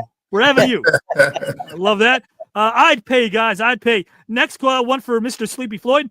We have Darth Vader as a wedding planner, Godzilla as a massage therapist, or Freddy Krueger, the personal trainer. Jeez. Freddy Krueger. Is that one? It's not a good one. Freddy Krueger As a personal trainer. as a personal trainer. Oh, man, where would he start, right? But he was all over the place. I mean, Wrist curls. he had to be in shape. So, Yeah, that's true. He'd probably start You with know? wrist curls. Wrist curls. chasing everybody. Yes. Right. What's that? Who'd you say was a massage therapist? Was that? Oh, yeah, I'll give you the other options. Guys, Eric Sleepy Floyd is giving us his choice. It would be, this is Freddy Krueger, the personal trainer. We also have Darth Vader, the wedding planner, or Godzilla, the massage therapist. Oh, okay. Godzilla was okay. I thought Freddy Krueger. That's why I was Freddy Krueger as a massage therapist would be like that. Yeah. Brett, can you imagine Brett Darth Vader as a wedding planner? With that voice, he would get people's attention and everybody. Yes, especially at the any rehearsal things that are going on.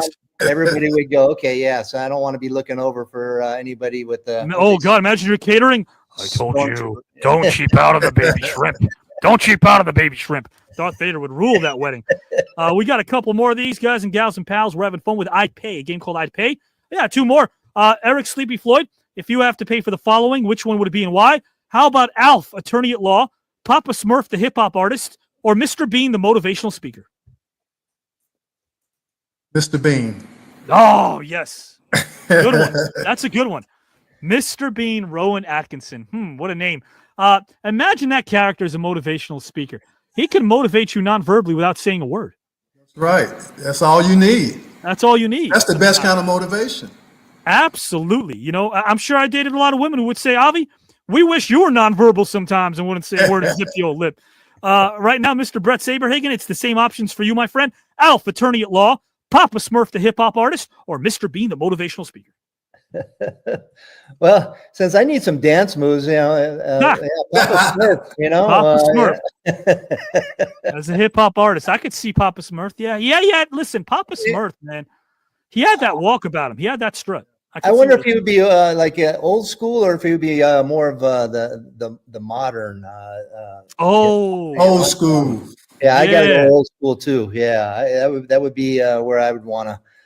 I'd pay for that one. Yes. Doing the robot. Doing the robot. Because if it was like natural, I guess, like if it was modern times and he was a hip hop artist, his lyrics would scare Gargamel. We know that. Gargamel wouldn't mess with him anymore. Guys, we got a couple more here. Two more. This is another one for Mr. Eric Sleepy Floyd. And, of course, Bret Saberhagen. Eric, which would you pay for and why of the following? Beetlejuice as a runway model, cast of Goodfellas as studio audience members on Jerry Springer, or Jason Voorhees from Friday the 13th as a professional ice skater? Goodfellas. Goodfellas and Jerry Springer, yes. Yes, that would be great. That would be classic. Oh, my God. They'd fit right in. Am I Brett? Oh, my Well, God.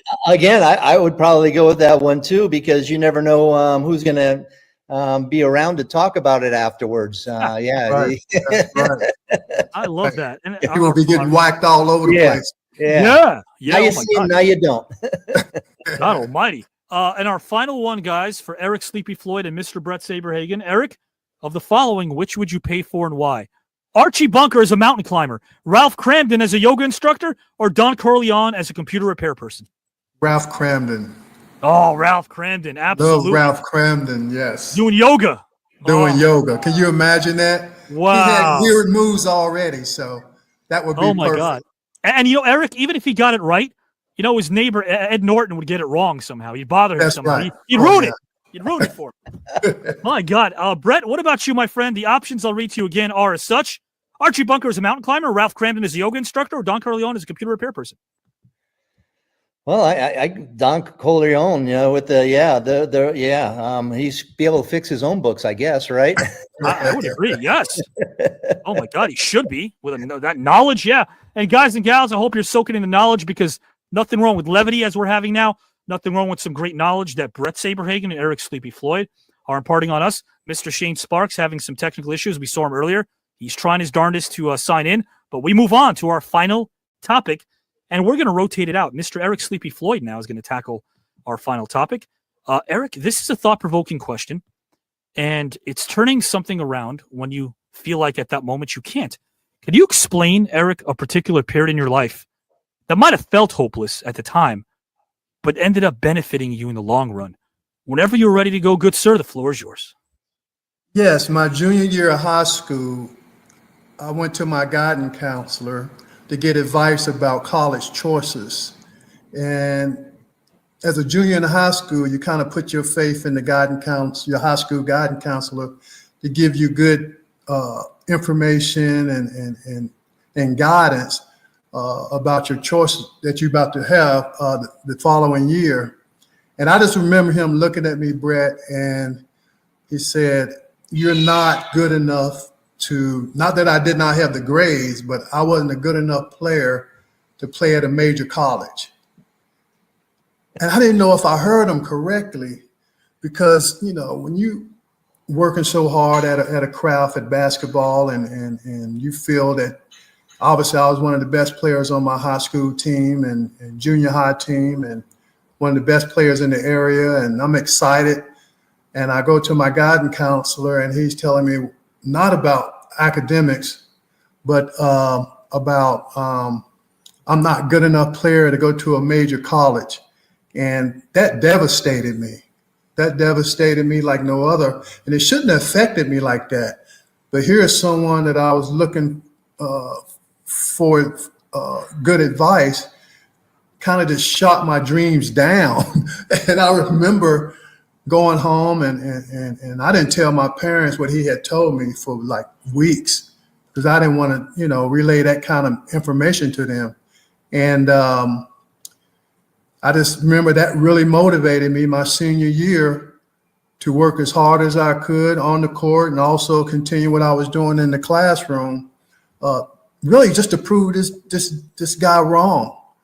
I just, for him to tell me that and the way that he said it was like, just get out of my office, you're wasting my time.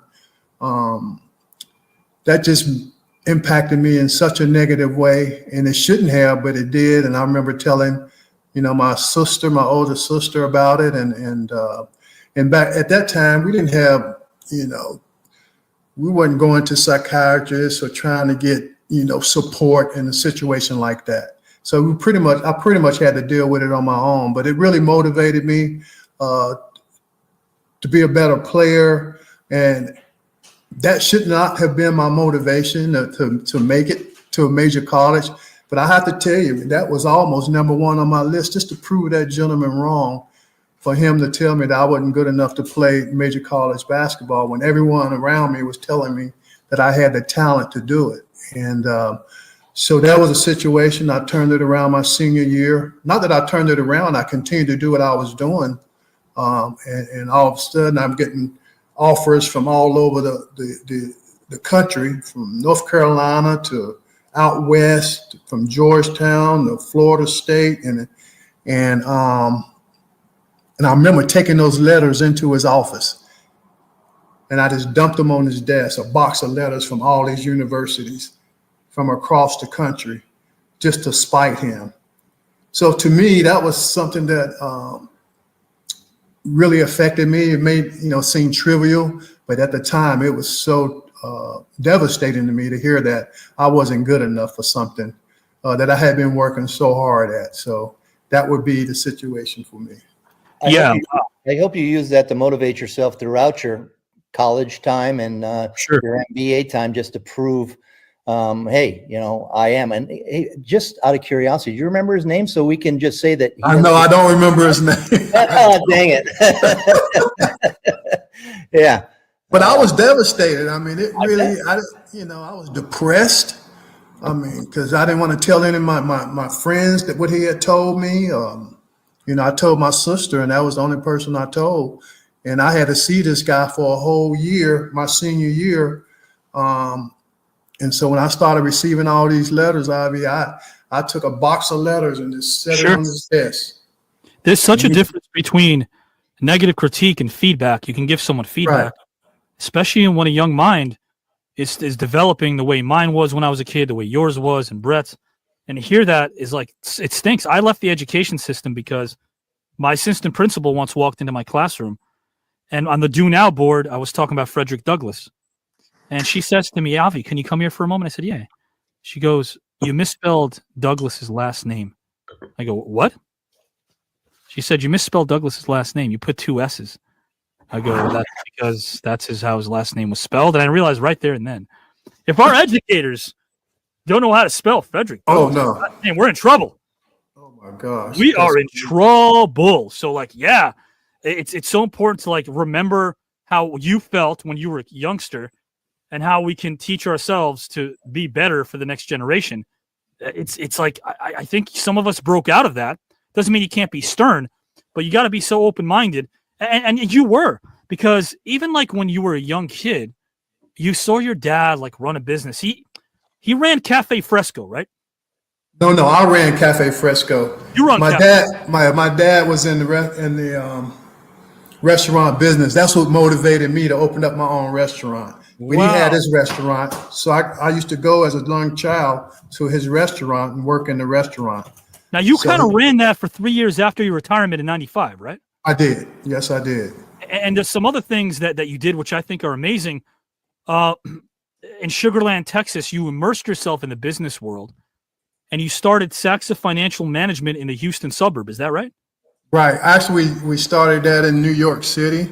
I worked for Blaylock Asset Management in DC. I mean, in New York. Sure. And then after that, I started my own firm, and we were dealing with a lot of high net individuals. I had some other partners aside from, I didn't do it myself. And so I always look for the next thing and try to get out of my comfort zone and create opportunities for other people and just try to give back as much as I could. So I had career ups and downs, anything that you try to do, like we spoke earlier about failures. Yes.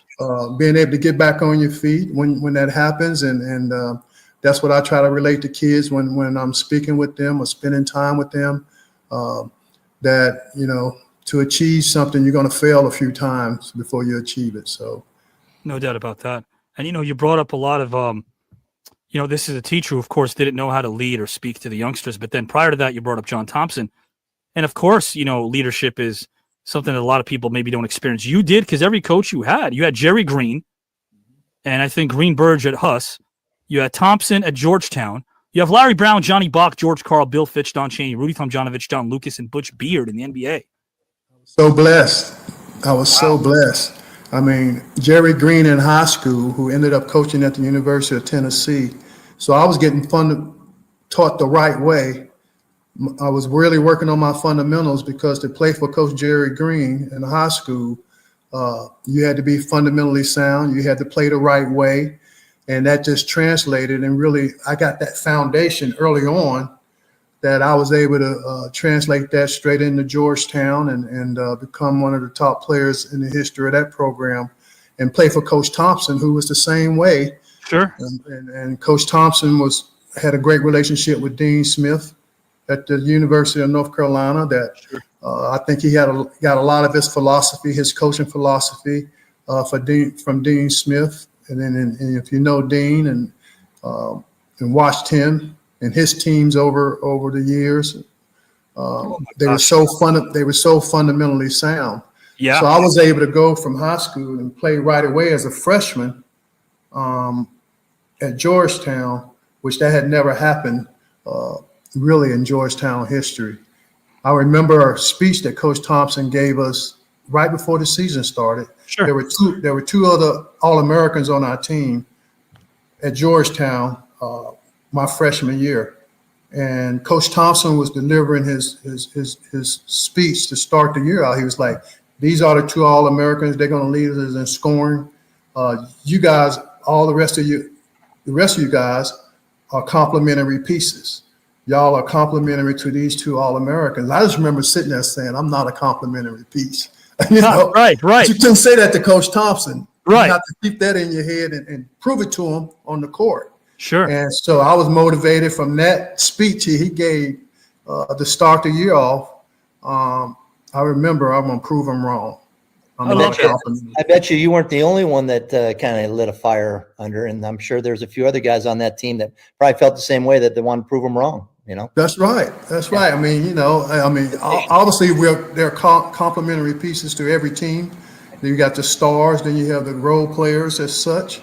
But as a player, you don't have to really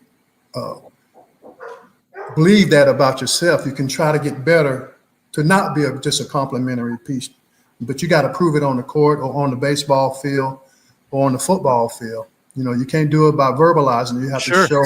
You have to show it on the court and earn it. Like Coach Thompson always said, you have to earn everything you get. So, I had great coaches all throughout, and the pros as well. Coach Larry Brown was amazing. Johnny Bach was amazing. Al Aldous was my coach at Golden State, and so I was blessed to play for Rudy Tomjanovich.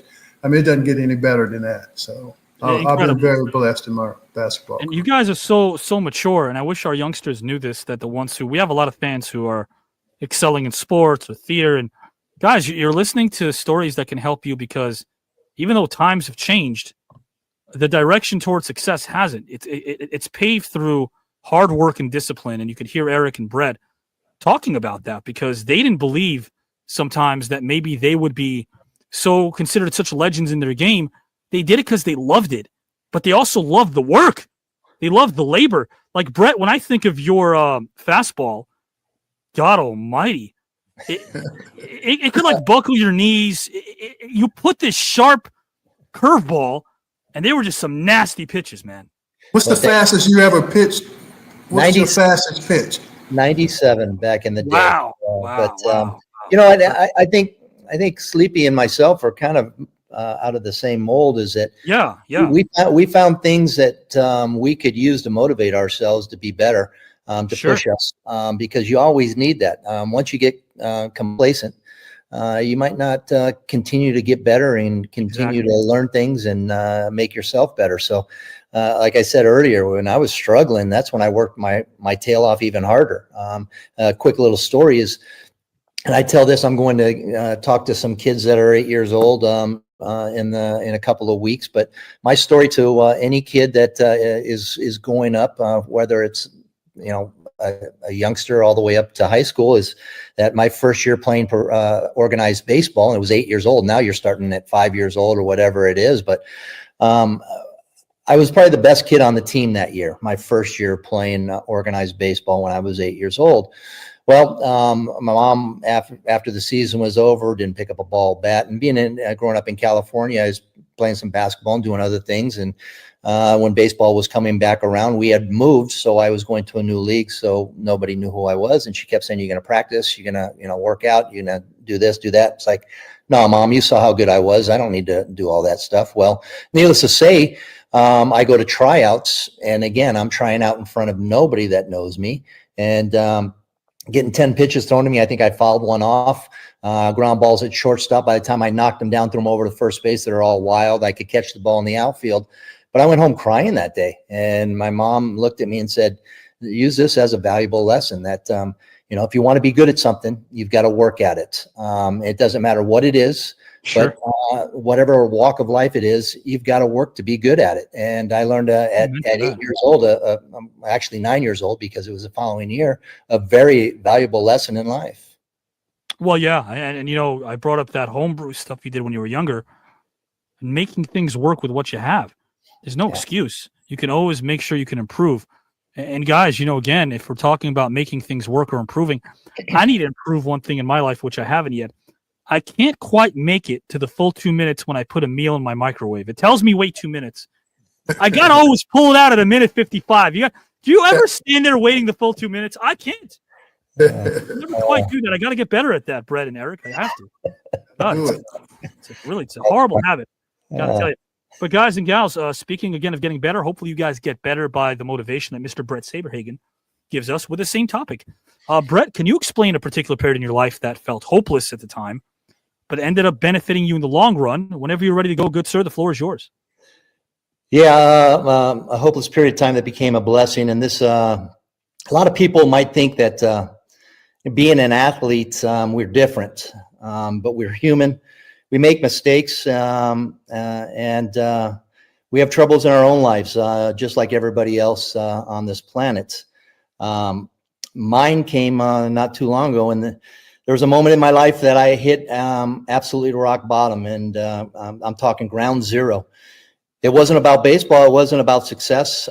It was about me finally realizing that I might have the common denominator in my own messy lives. I'd spent decades looking outward, blaming circumstances, distractions, and other people. But at a certain point, you run out of excuses. And then when that moment hits you, like staring in the sun, it blinds you. It's painful, and it's impossible to ignore. I remember sitting at an airport, and for the first time in my life, I wasn't thinking about what I accomplished or what was next. I was thinking about what I had almost lost, and that was Candace, and what I was about to lose if I didn't change. No one was coming to save me. No next inning, no fresh start, no do-overs, no team to save me. I was on my own. It was me. And that moment I panicked, and I had clarity for the first time. But I did feel hopeless. And looking back, that was a moment that everything has changed in my life personally. I don't want to give too much away, but I'll say this. There is an autobiography that is going to be coming out sometime this year about myself. But hitting ground zero, I realized it in 2020. Spent 55 years thinking that I had things under control. And that airport incident where Candace kind of just said, I can't deal with this if you don't take control of what you're going through. It's amazing. I was hiding, I was lying. I couldn't remember from lie to lie, and who I told what to. So I really needed to get my life together, which I did. It's been 6 years now, and it's been amazing. It was a huge wake-up call. I really feel like God put Candace and I together, with her cancer, and with me with my personal things that I was going through. But with that being said, the book is more about just baseball. It's about my life. And I'll leave this with a little tidbit that my last name shouldn't be Saberhagen. My biological father, I just found a couple years ago. He passed away at 28 years old, and he was playing golf and got struck by lightning and died. So I never had a chance to actually meet my biological father. There's twists and turns, and my life has been very, very beautiful, but very, very hard. And there's a lot to talk about, but I don't think we have the time to talk about everything that has happened. But I tell you, I've actually been blessed with Candace in my life, and I've made huge strides to be a better person. and be honest with each and every person that comes into my life. So I feel very fortunate. Well, you know what Amazing. you did? That's a blessing. Eric is right. I think what you did, if I want to put in words, for anyone who has a Candace in their lives, you and Candace have now given them some hope. If everyone has a Candace in their life, and I want to be detailed about this, Eric, this is beautiful because Bret and Candace faced a challenging situation when Candace had cancer, and there were therapies that show that there were good results, there was good supporting data, but they came at a cost, a significant cost, and the insurances didn't cover any experimental drug or therapies. So that's what people run into sometimes, even though there's therapies that have been used globally and have a lot of supportive data. A lot of people can't afford it, and it prompted you guys to be able to investigate other damaging effects of medical debt. And your discoveries are the reason why you decided to provide aid to so many people who struggle in that way. Bret, Yeah. It's I mean, like I said, twofolds. Her really helping me get my life together, and me helping her through her last diagnosis. She was on the bathroom floor in the shower, handing me some of her hair, crying and not being able to get up off the shower floor, and helping her. That's kind of where the wings came into play. It's those wings that lift you up. So we've her dad passed away at an early age, and kind of my father figure was my grandfather, and he passed away in the 90s. But we kind of feel like they got together in heaven and decided to put us two together for a reason, and we feel blessed. Really is. Thank you for your foundation and supporting other people that's going through the same thing. And thanks, man, it's a blessing. I mean, like we said, we reach back and try to make a difference. And you're definitely doing that. And I'm gonna get the information to your foundation, and I like to be a supporter.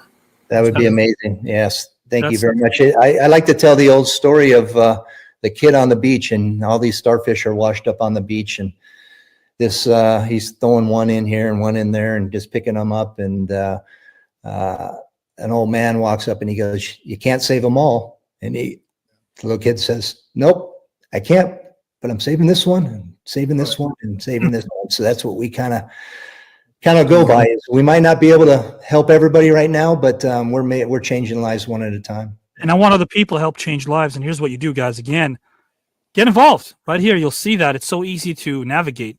It's a beautiful website. It's being redone. It'll be redone this May. We'll have a new website up and running. This was us creating this at the onset, so it's time for a redo. But yeah, I'll tell you what. I like this. I like the simplicity of it. I like how people can navigate through it. In memory donations, guys. Honor someone in your life. I'm going to do the same. On air, I'm going to make a donation, as I've done in the past, to other different great organizations. This is Bret's, of course, and Candace. Check out the website. You have to. As we say, and I think each of us knows somebody that has died of cancer, family members. And if you haven't had a family member that's been affected by cancer, it's probably somebody that's very close to you. Yeah. It's crazy the amount of new diagnosis every year. It's an epidemic, and it's bad. And instead of giving to research, we try to help these families that are struggling to try to do their medical treatment. So thank you. Absolutely. You deserve it. And guys and gals, you deserve to be able to watch a 60-second tribute video for Bret and for Eric that I have queued up. But before, Bret, Eric, if you guys can bid each other adieu, feel free, because topic number 2 now is behind us. If you'd like to tell each other anything you want, the floor is yours. Well, I really admired your career. I did some research on you.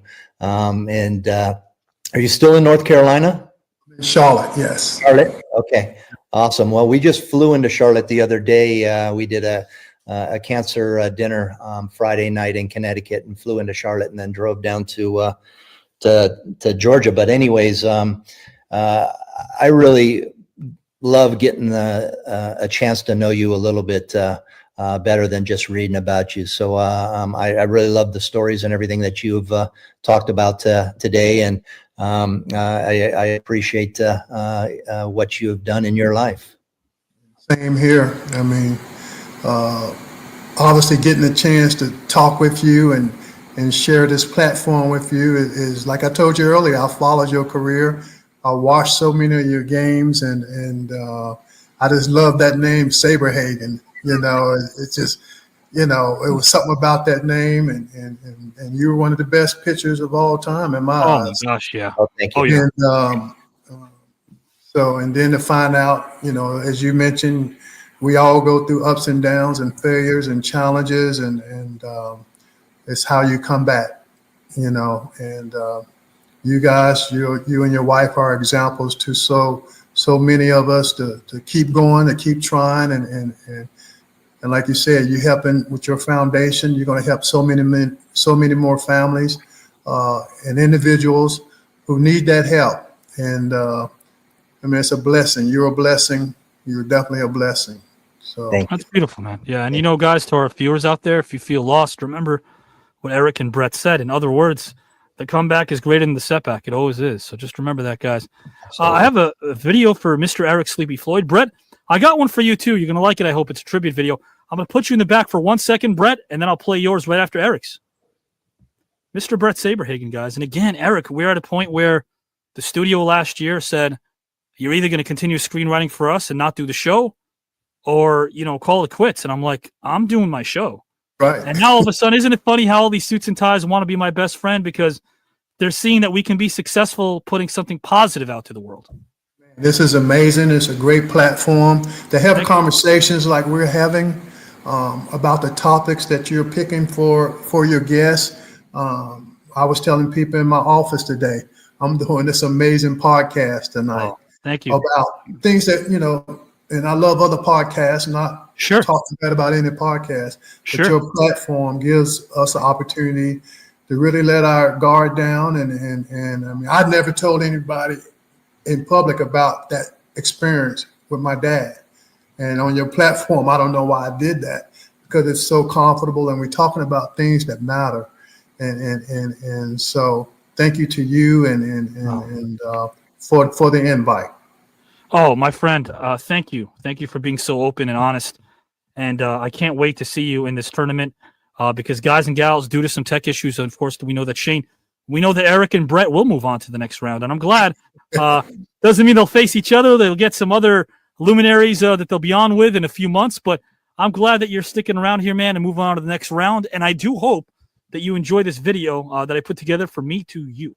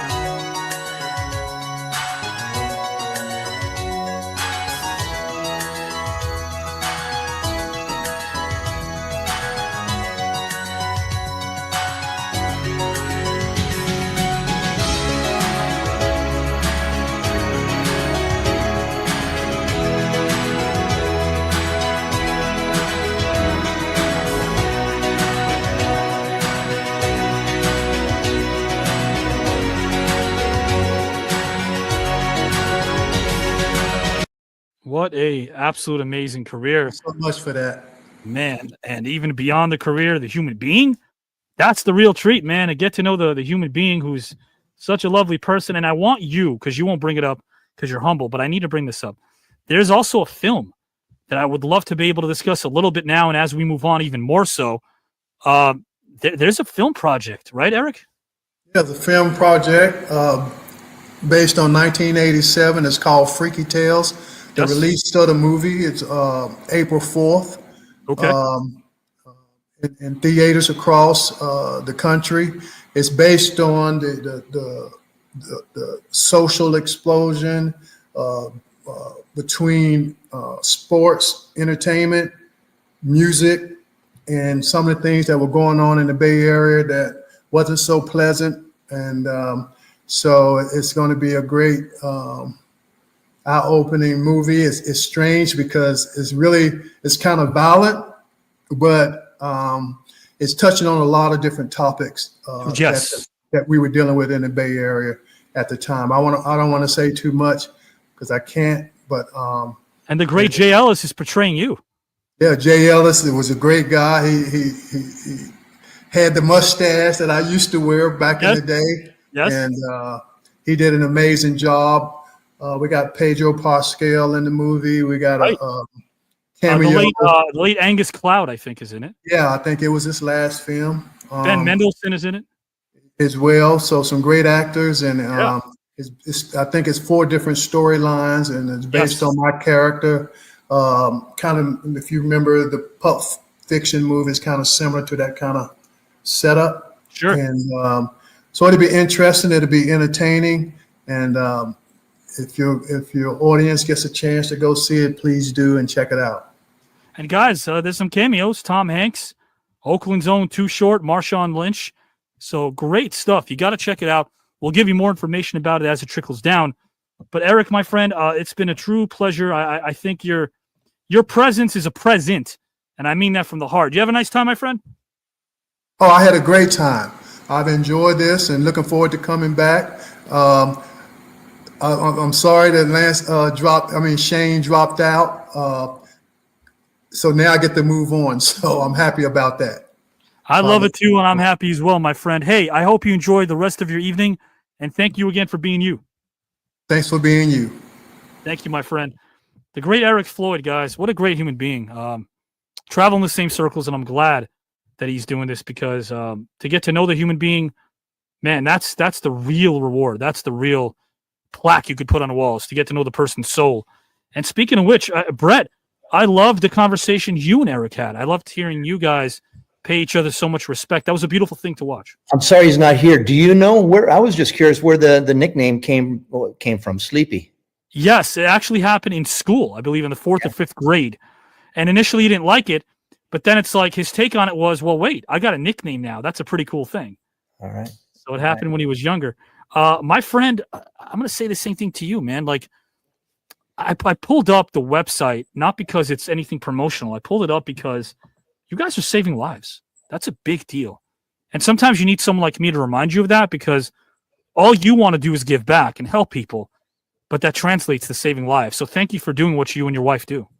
We will continue to do it as long as there's a need. And we hope at some point in time we can get a bill passed where people won't have to worry about their medical treatments anymore. So we're working. I'm in your corner, and anyone in the Hollywood Center that I'm close with will be in your corner as well. So let's continue to talk about that. And guys, speaking of talking right now, hopefully these images can speak. It's a tribute video from me to Mr. Bret Saberhagen.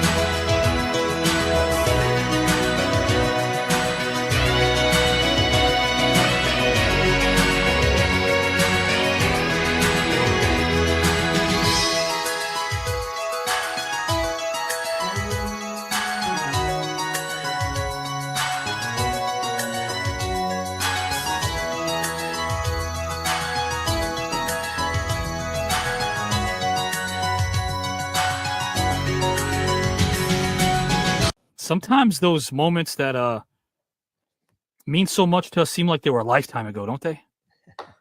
I tell you, I say we're living in dog years nowadays. The older we get, they just fly by. It's already the end of February, 2025. It's crazy. God almighty, you're right. Yeah. Brett, did you have a nice time tonight, my friend? Had a great time. I really, again, I appreciate the invite to get on with this. Sleepy did an amazing job. I wish I got a chance to hear some of Shane's stuff. Again, by default, we'll take it. But I think we all really enjoyed being on this and talking a little bit about us and what we're doing and where we're at nowadays. So we appreciate the opportunity. Absolutely. You made a fast friend in me, and I will see you in round number 2. I hope you have a great rest of the evening. And I have a theory behind the Shane thing. He heard that you and I were trying to get some dance lessons on the side, and maybe he thought we were going to one-up him a little bit. That's what it was. That's what it was. Man, oh man, guys. A great time with Mr. Bret Saberhagen. You and yours have a great rest of the evening, my friend.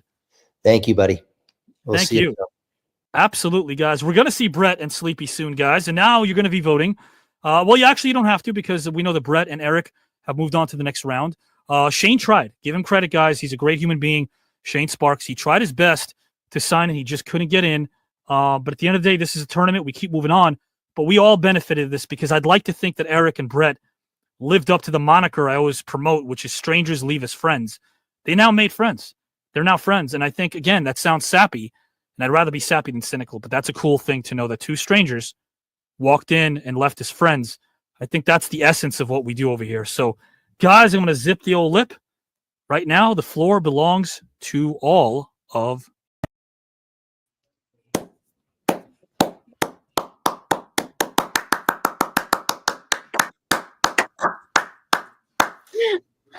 Oh man, that was beautiful. That was beautiful. Woo. It absolutely was. And the comments keep coming in now, even after. Both are amazing men. The stories they shared, Avi couldn't be more right that strangers leave as friends.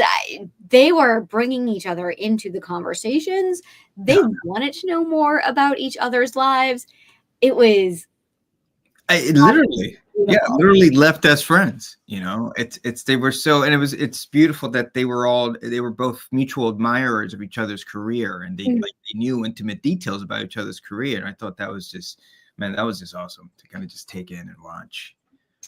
Yeah, it's always really cool when they say they've followed somebody's career or looked at somebody, and then they're on screen with them, and you see their eyes light up, and you see what they've known. Hey, Phil, how are you tonight?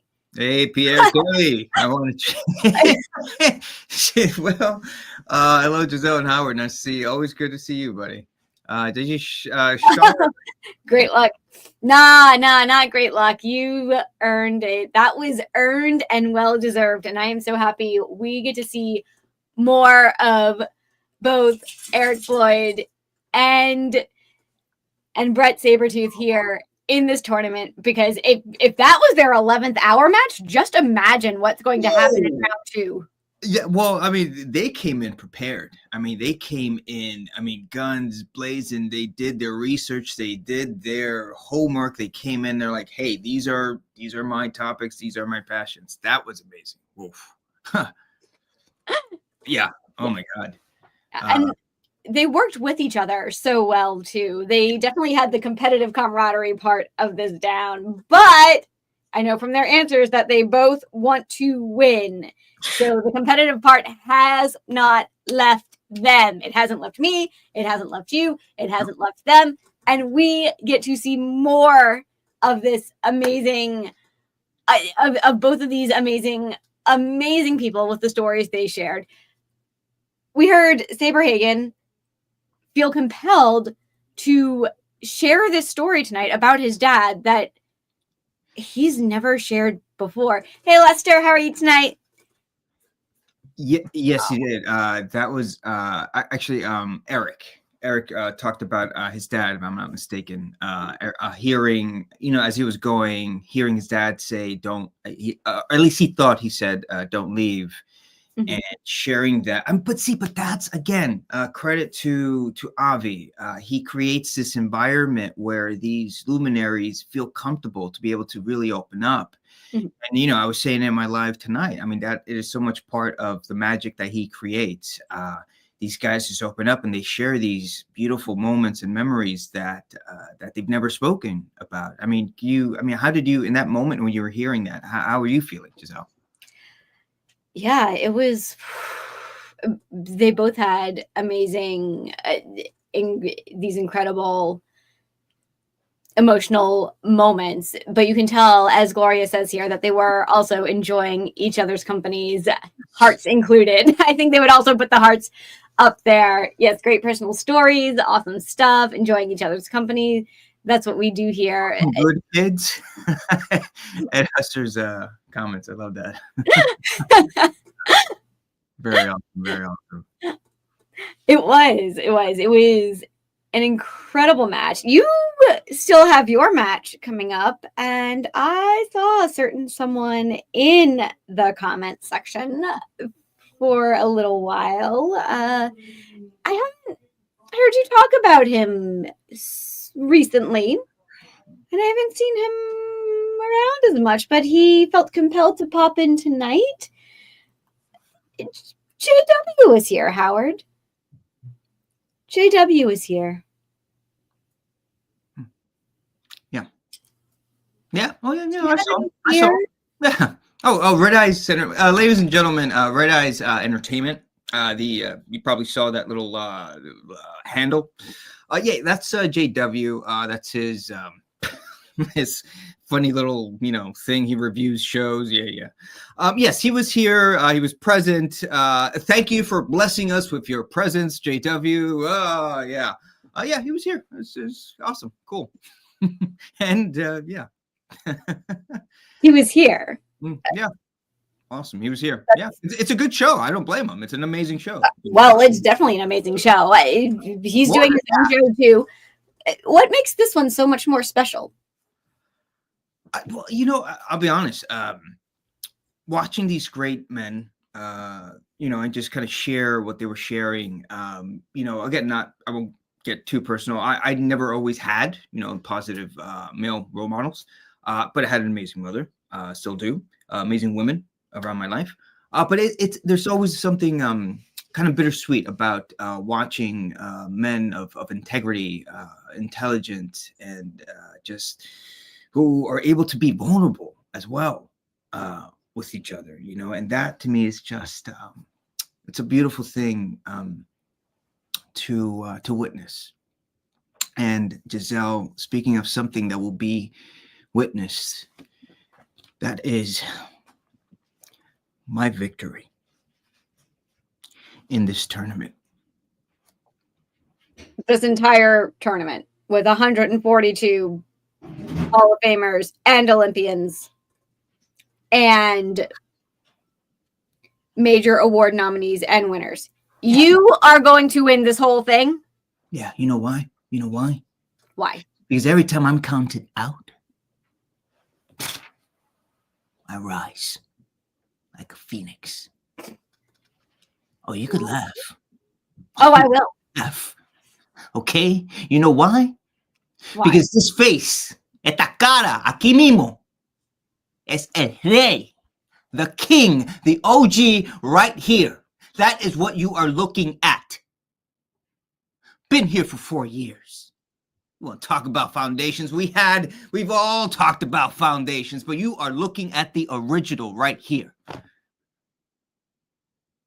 The man who's been here in and out through the blood, sweat, and tears. You are looking at the king.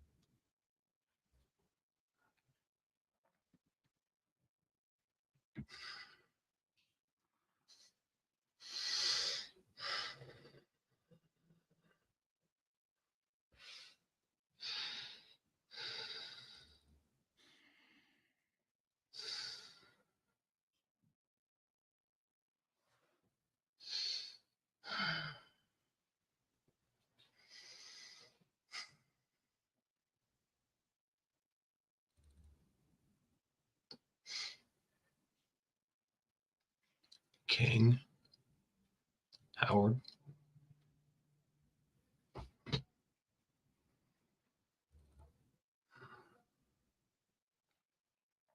And what honors and accolades do you have to claim kingship? None that I'm aware of. You've been around a long time. So's dust. But you will meet the king one last time this Wednesday, March 5th. The black box, and it will be blacker than it's ever been before. 8 p.m. on our wonderful Facebook business page, where anybody and everybody can show up to see what a king really does. Run, Howard, run. That may be the best advice that you get.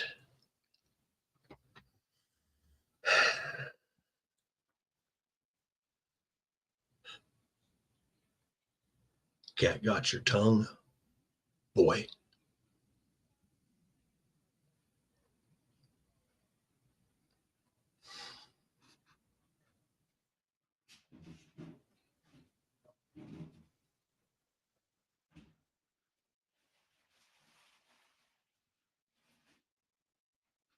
You were so talkative just moments ago. Nothing left to say.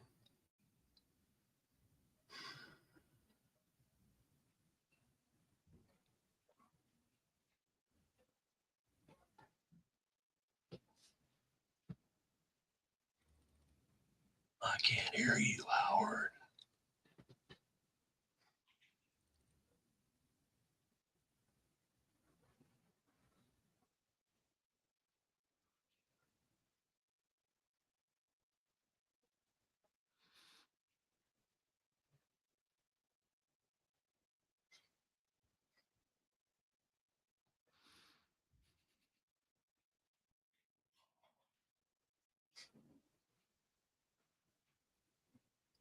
Yeah, it's kind of what I thought.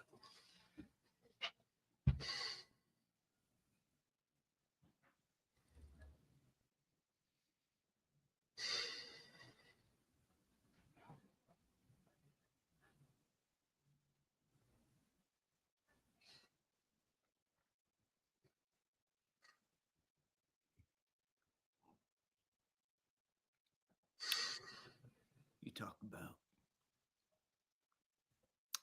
the word king.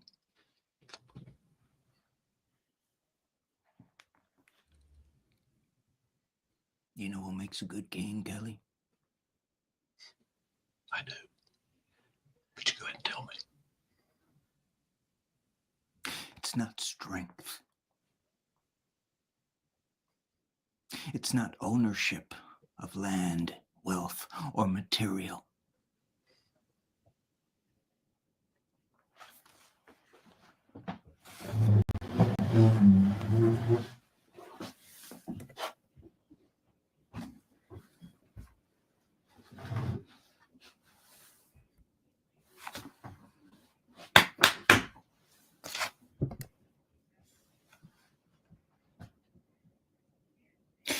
It's a man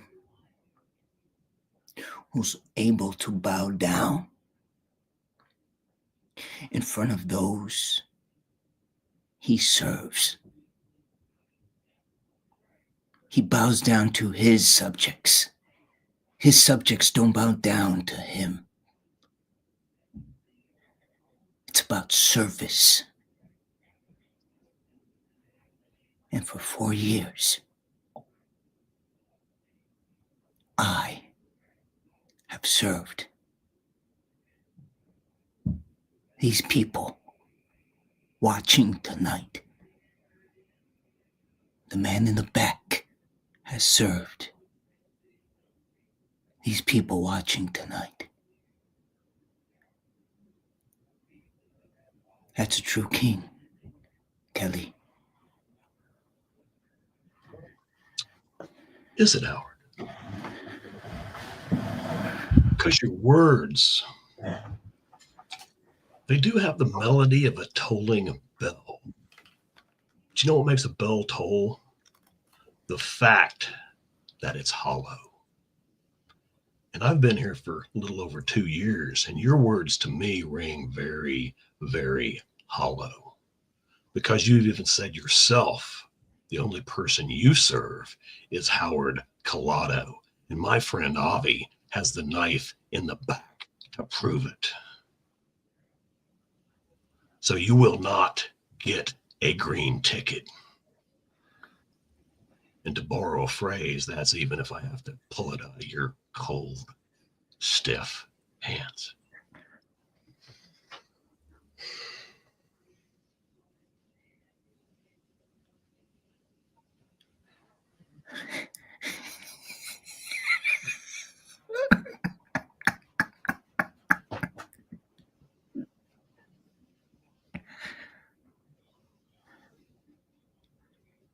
You know something, Kelly?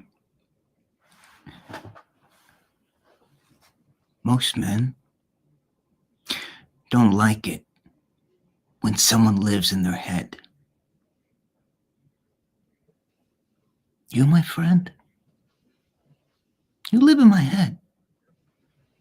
But it's okay. That's how you get to know your enemy. So this Wednesday night, my friend,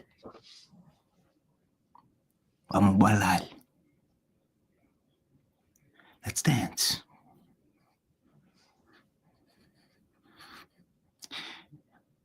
Are you going to be able to dance, Kelly?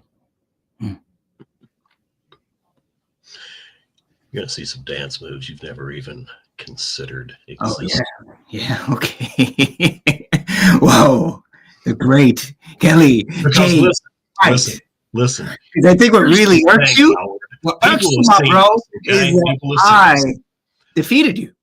And they know I can pick you up and put you in my I went up 1-0, and no one recently could even say that they went that close. And nothing is going to give me. And everyone doubted me. Everyone thought I had no chance sitting down in front of everyone and but I did. All right, dismantling I went up 1-0, and okay, like an you agent got or one rector, win with 1-1. because All right, that's all fine. you No, are 1-1. is You know what? yesterday's This news. Wednesday night, we'll see.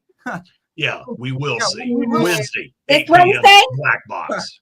This Giselle, this probably isn't the best time. Oh man. What was that, Kelly? I said this may not be the best time. Oh, it's the best time. It's always the best time. Howard, you said Kelly was living in your head. It's probably why you didn't win 2 in a row. At least it's rent But control. Kelly's the king. And he learns from his mistakes. And I'm not sure you do. Or you're capable of that. That's fine. This is the green room. This is the celebrity tournament. Saturdays are about competitive camaraderie. What was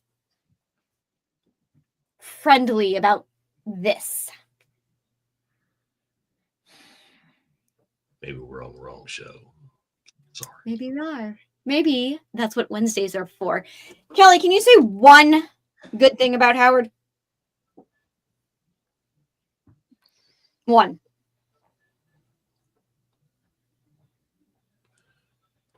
Congratulations, Howard. You've got 3 days to get your affairs in order, metaphorically. I don't know that really counts. Howard, can you say one good thing about Kelly?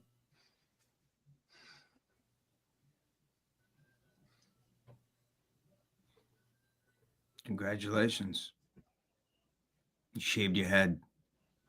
It shines.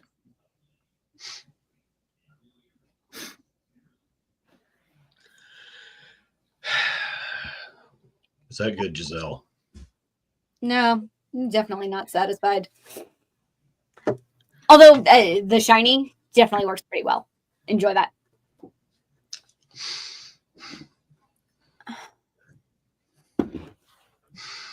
You two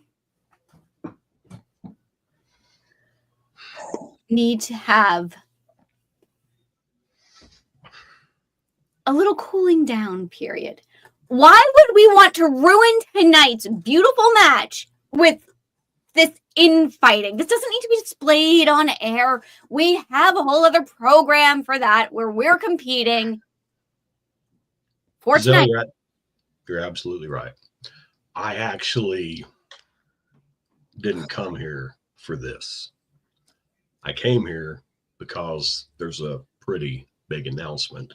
I just happened to catch Howard's diatribe and felt I had to address that. So let's wash that off the stage, shall we? Let's clean it up, and I'll make this interesting and actually exciting announcement. What do you say? That's much better already. All right. Well, as I said, let's wash that off the stage. I've got some pretty big news that in not too short order, if anyone is familiar with this, this is the 5E Player's Handbook for Dungeons and Dragons. It's a game. If you don't know, it's a game that's touched many, many, many lives across the last nearly 51 years. And here at TKN, we've definitely dipped our toe into it.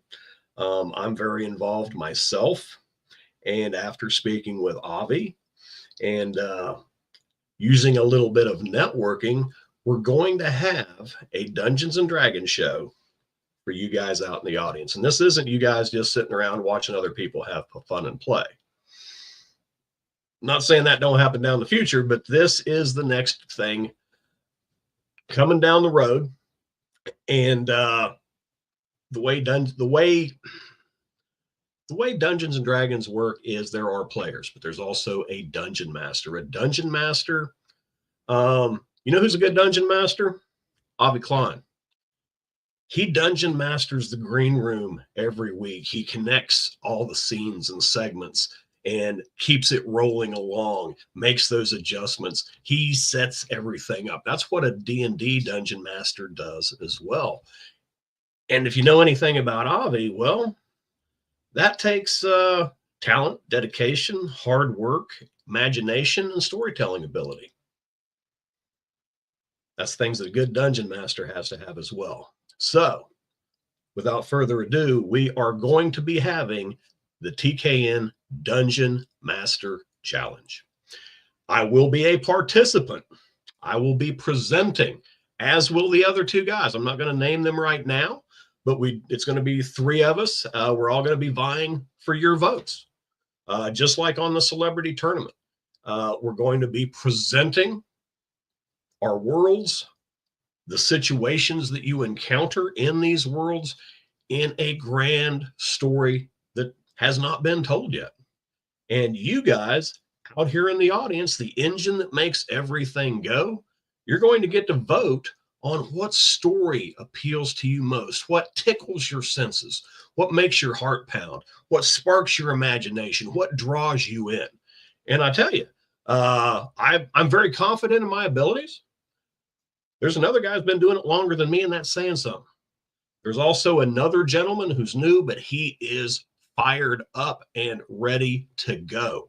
So nobody has this thing won before it starts at all. It's going to be several episodes weekly over, we're looking at about 6 weeks to kind of run this imaginary campaign.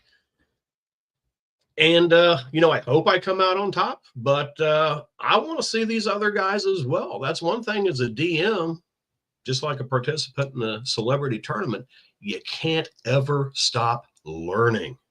So we're going to be, we're announcing it right now. So very soon coming up, keep a lookout for the flyers.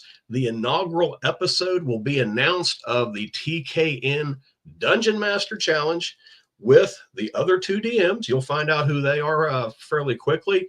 And maybe a few tidbits about the world and what's going on. I'm hoping to have maybe those guys on, prior to actually starting. But then it's going to be, let's roll some dice. I'm hoping for a lot of nat 20s. If you know, you know. And we'll see if we can't entertain you and draw you into stories that will spark the imagination and get the blood boiling. So please stay tuned for the TKN Dungeon Master Challenge with myself and 2 other very viable Dungeon Masters. I appreciate it. Kelly, where can we find this Dungeon Master Challenge? Okay, the Dungeon Master Challenge. We're looking to put it on our YouTube page, to be honest. Ooh. Had some talks with Avi Klein, the man that drives this big old train. The engine makes it go, but he steers it.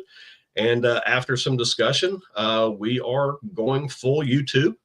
And, the more the merrier. I'm very connected with the Dungeons and Dragons players across America and some on the other side of the pond.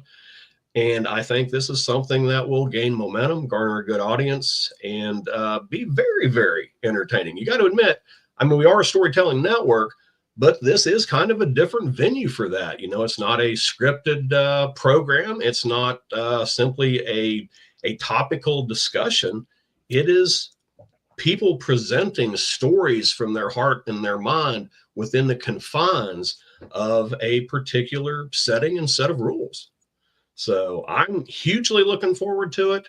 I know the other 2 guys are. We're still working some technicalities out, but yeah, I am. I'm not a real excitable guy, but yeah, there's a little flutter in here, Giselle. Just a little one. I know this is a large part of your passion, and we will get to all see that live on our YouTube channel right here, straight out of Kelly J. The J is not silent. White's mouth. I got you. The Dungeon Master Challenge. So if you haven't subscribed to our YouTube channel, if your friends haven't subscribed and you know people who love D&D, get them to subscribe right now to the channel so you don't miss the TKN Dungeon Master Challenge, which will take place over about 6 weeks. We have 3 amazing Dungeon Masters here, including our very own Kelly J. White. Whew. I am looking forward to this, just like I am looking forward to everything we do here at TKN, including Wednesday night.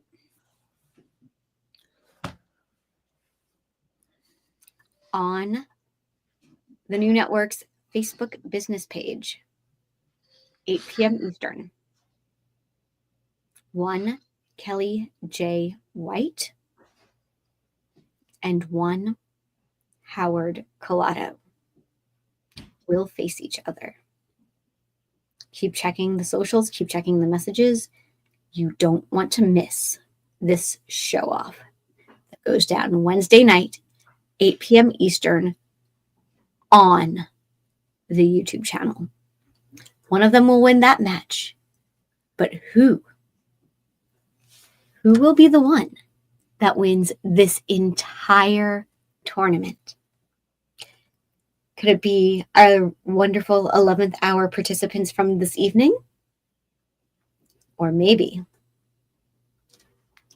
it's next week's competitors.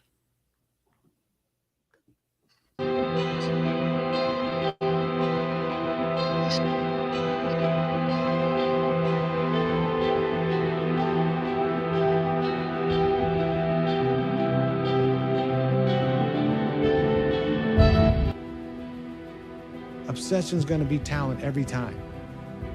You got all the talent in the world, but are you obsessed? Is it all you ever think about?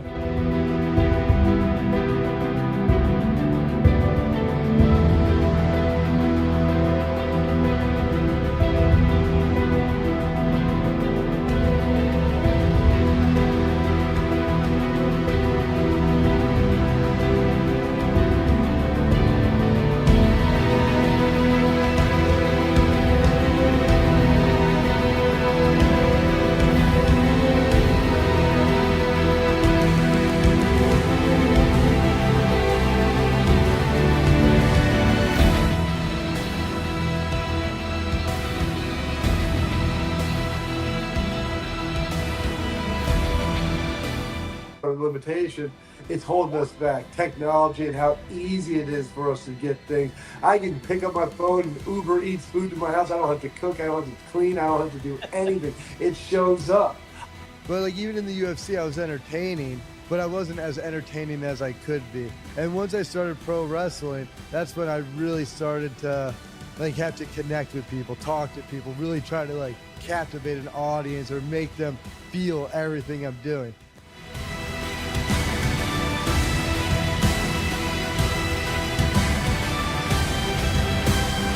And you look at that as kind of being a chapter where, you know, you kind of see and think to yourself, you know, what type of resilience do you have? And having my girls was great, having families. So, you know, at that time you got, you know, hey, this is a pretty big deal.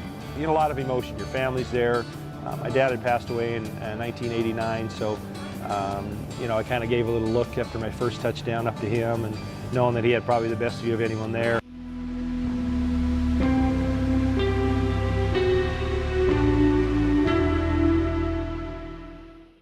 Another really interesting individual is a Canadian activist, young man by the name of Craig Kohlberger, is a co-founder of Free the Children, an organization that empowers young people to take action on global issues.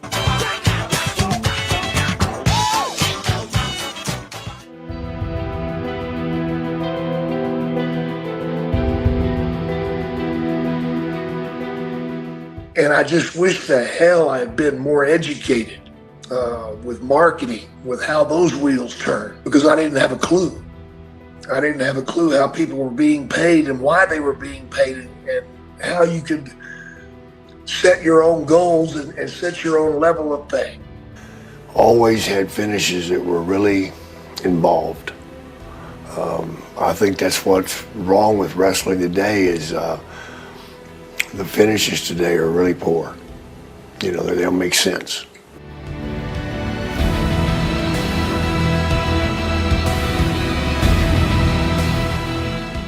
I don't think I would let Homo sapiens off scot-free. There's just too much to blame. They've done too much damage. So I saw them when they were just, you know, actors like me. We were all equal and nobody knew anybody and nobody was famous. And then I saw the first time that they were number one, I was on the set, Chandler come running, we're number one. And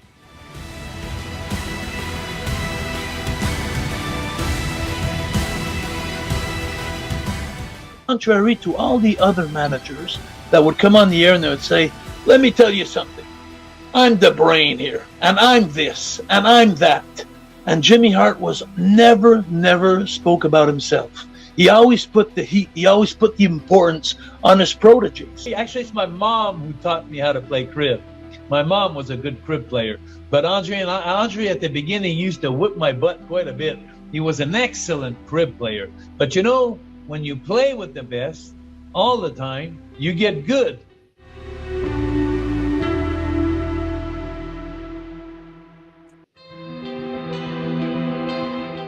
Having worked with Will, I was like so blessed to lucky to work with him that I realized he's so talented. And so knowing that behind oh, you're 1 minute talking about your kids and how's it going? Oh, you have a new baby. Wow. And then okay, action. And he's just hysterical.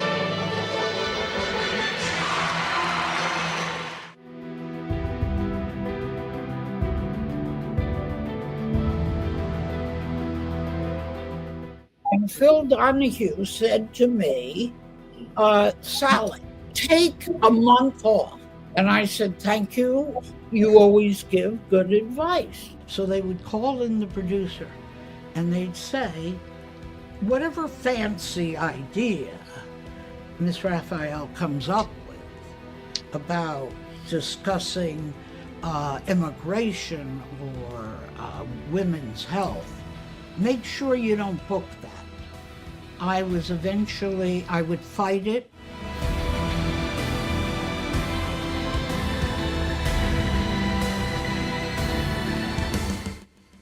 We overlook 9/11 and the atrocities that happened on 9/11. Why?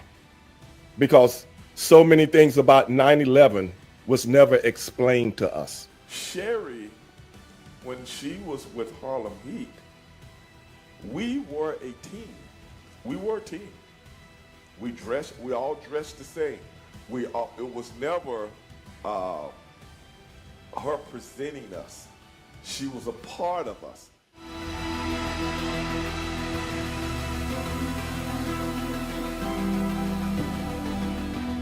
And when you read this book, it is so blatantly clear what was attempted here, that it was an attempt to stay in power. Special Forces, 6'4", 250, I fit it perfect, and I had the background for it.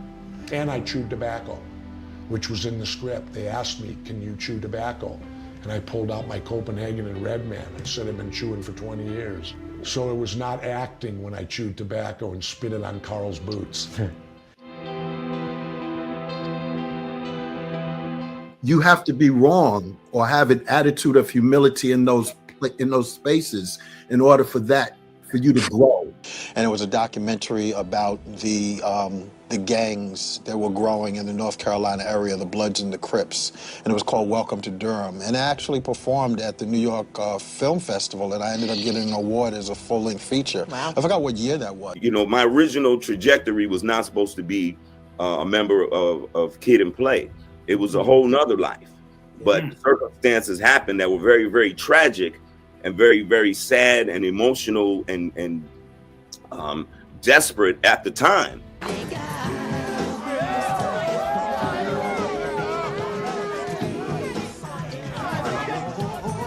Well, Hamilton is that one play that's drawing in the young people and making them want to go out and write. Captain of a ship? Yeah. You know, one of those big ocean liners or a freighter or an oil tanker, or be out there in the ocean in the middle of the night, navigating by the stars. He's a very interesting character. He is unbelievable coach, unbelievable motivator. He makes it fun to train. He makes it fun to hurt. Here is Dan Jansen, and he crosses it. 1:12.43, and he's in first place. Buck goes. Always the youngest one seems to be the best one because they're always chasing the oldest one, always working harder. They always have a little bit more talent. I think Tuca's his biggest talent is anyone. Oh yeah, Stephen Baldwin and all the great stuff in here. The acting, the cast was amazing, and they all played their part. But I never knew till the very, very end that Kevin Spacey was Kaiser Soze. So I did my thing. I came out, I see Park. I'm like, yo, what's up? He's like, man, I'm here reading for this movie Juicy. I said, me too. I'm like, what role? He's like, Bishop. I'm like, I'm reading for Bishop. So we was joking like, man, we reading for the same role. It's the guy who's willing to die who's gonna win that itch. And I know if I'm gonna have any life anymore. You gotta look at the guy next to you. Look into his eyes. Now I think you're gonna see a guy who will go that inch with you. You know what? Maybe one of the world's problems will get solved by listening to this show. Avi, I'm gonna win this whole thing. Watch. I know you are, Tom. I know you are.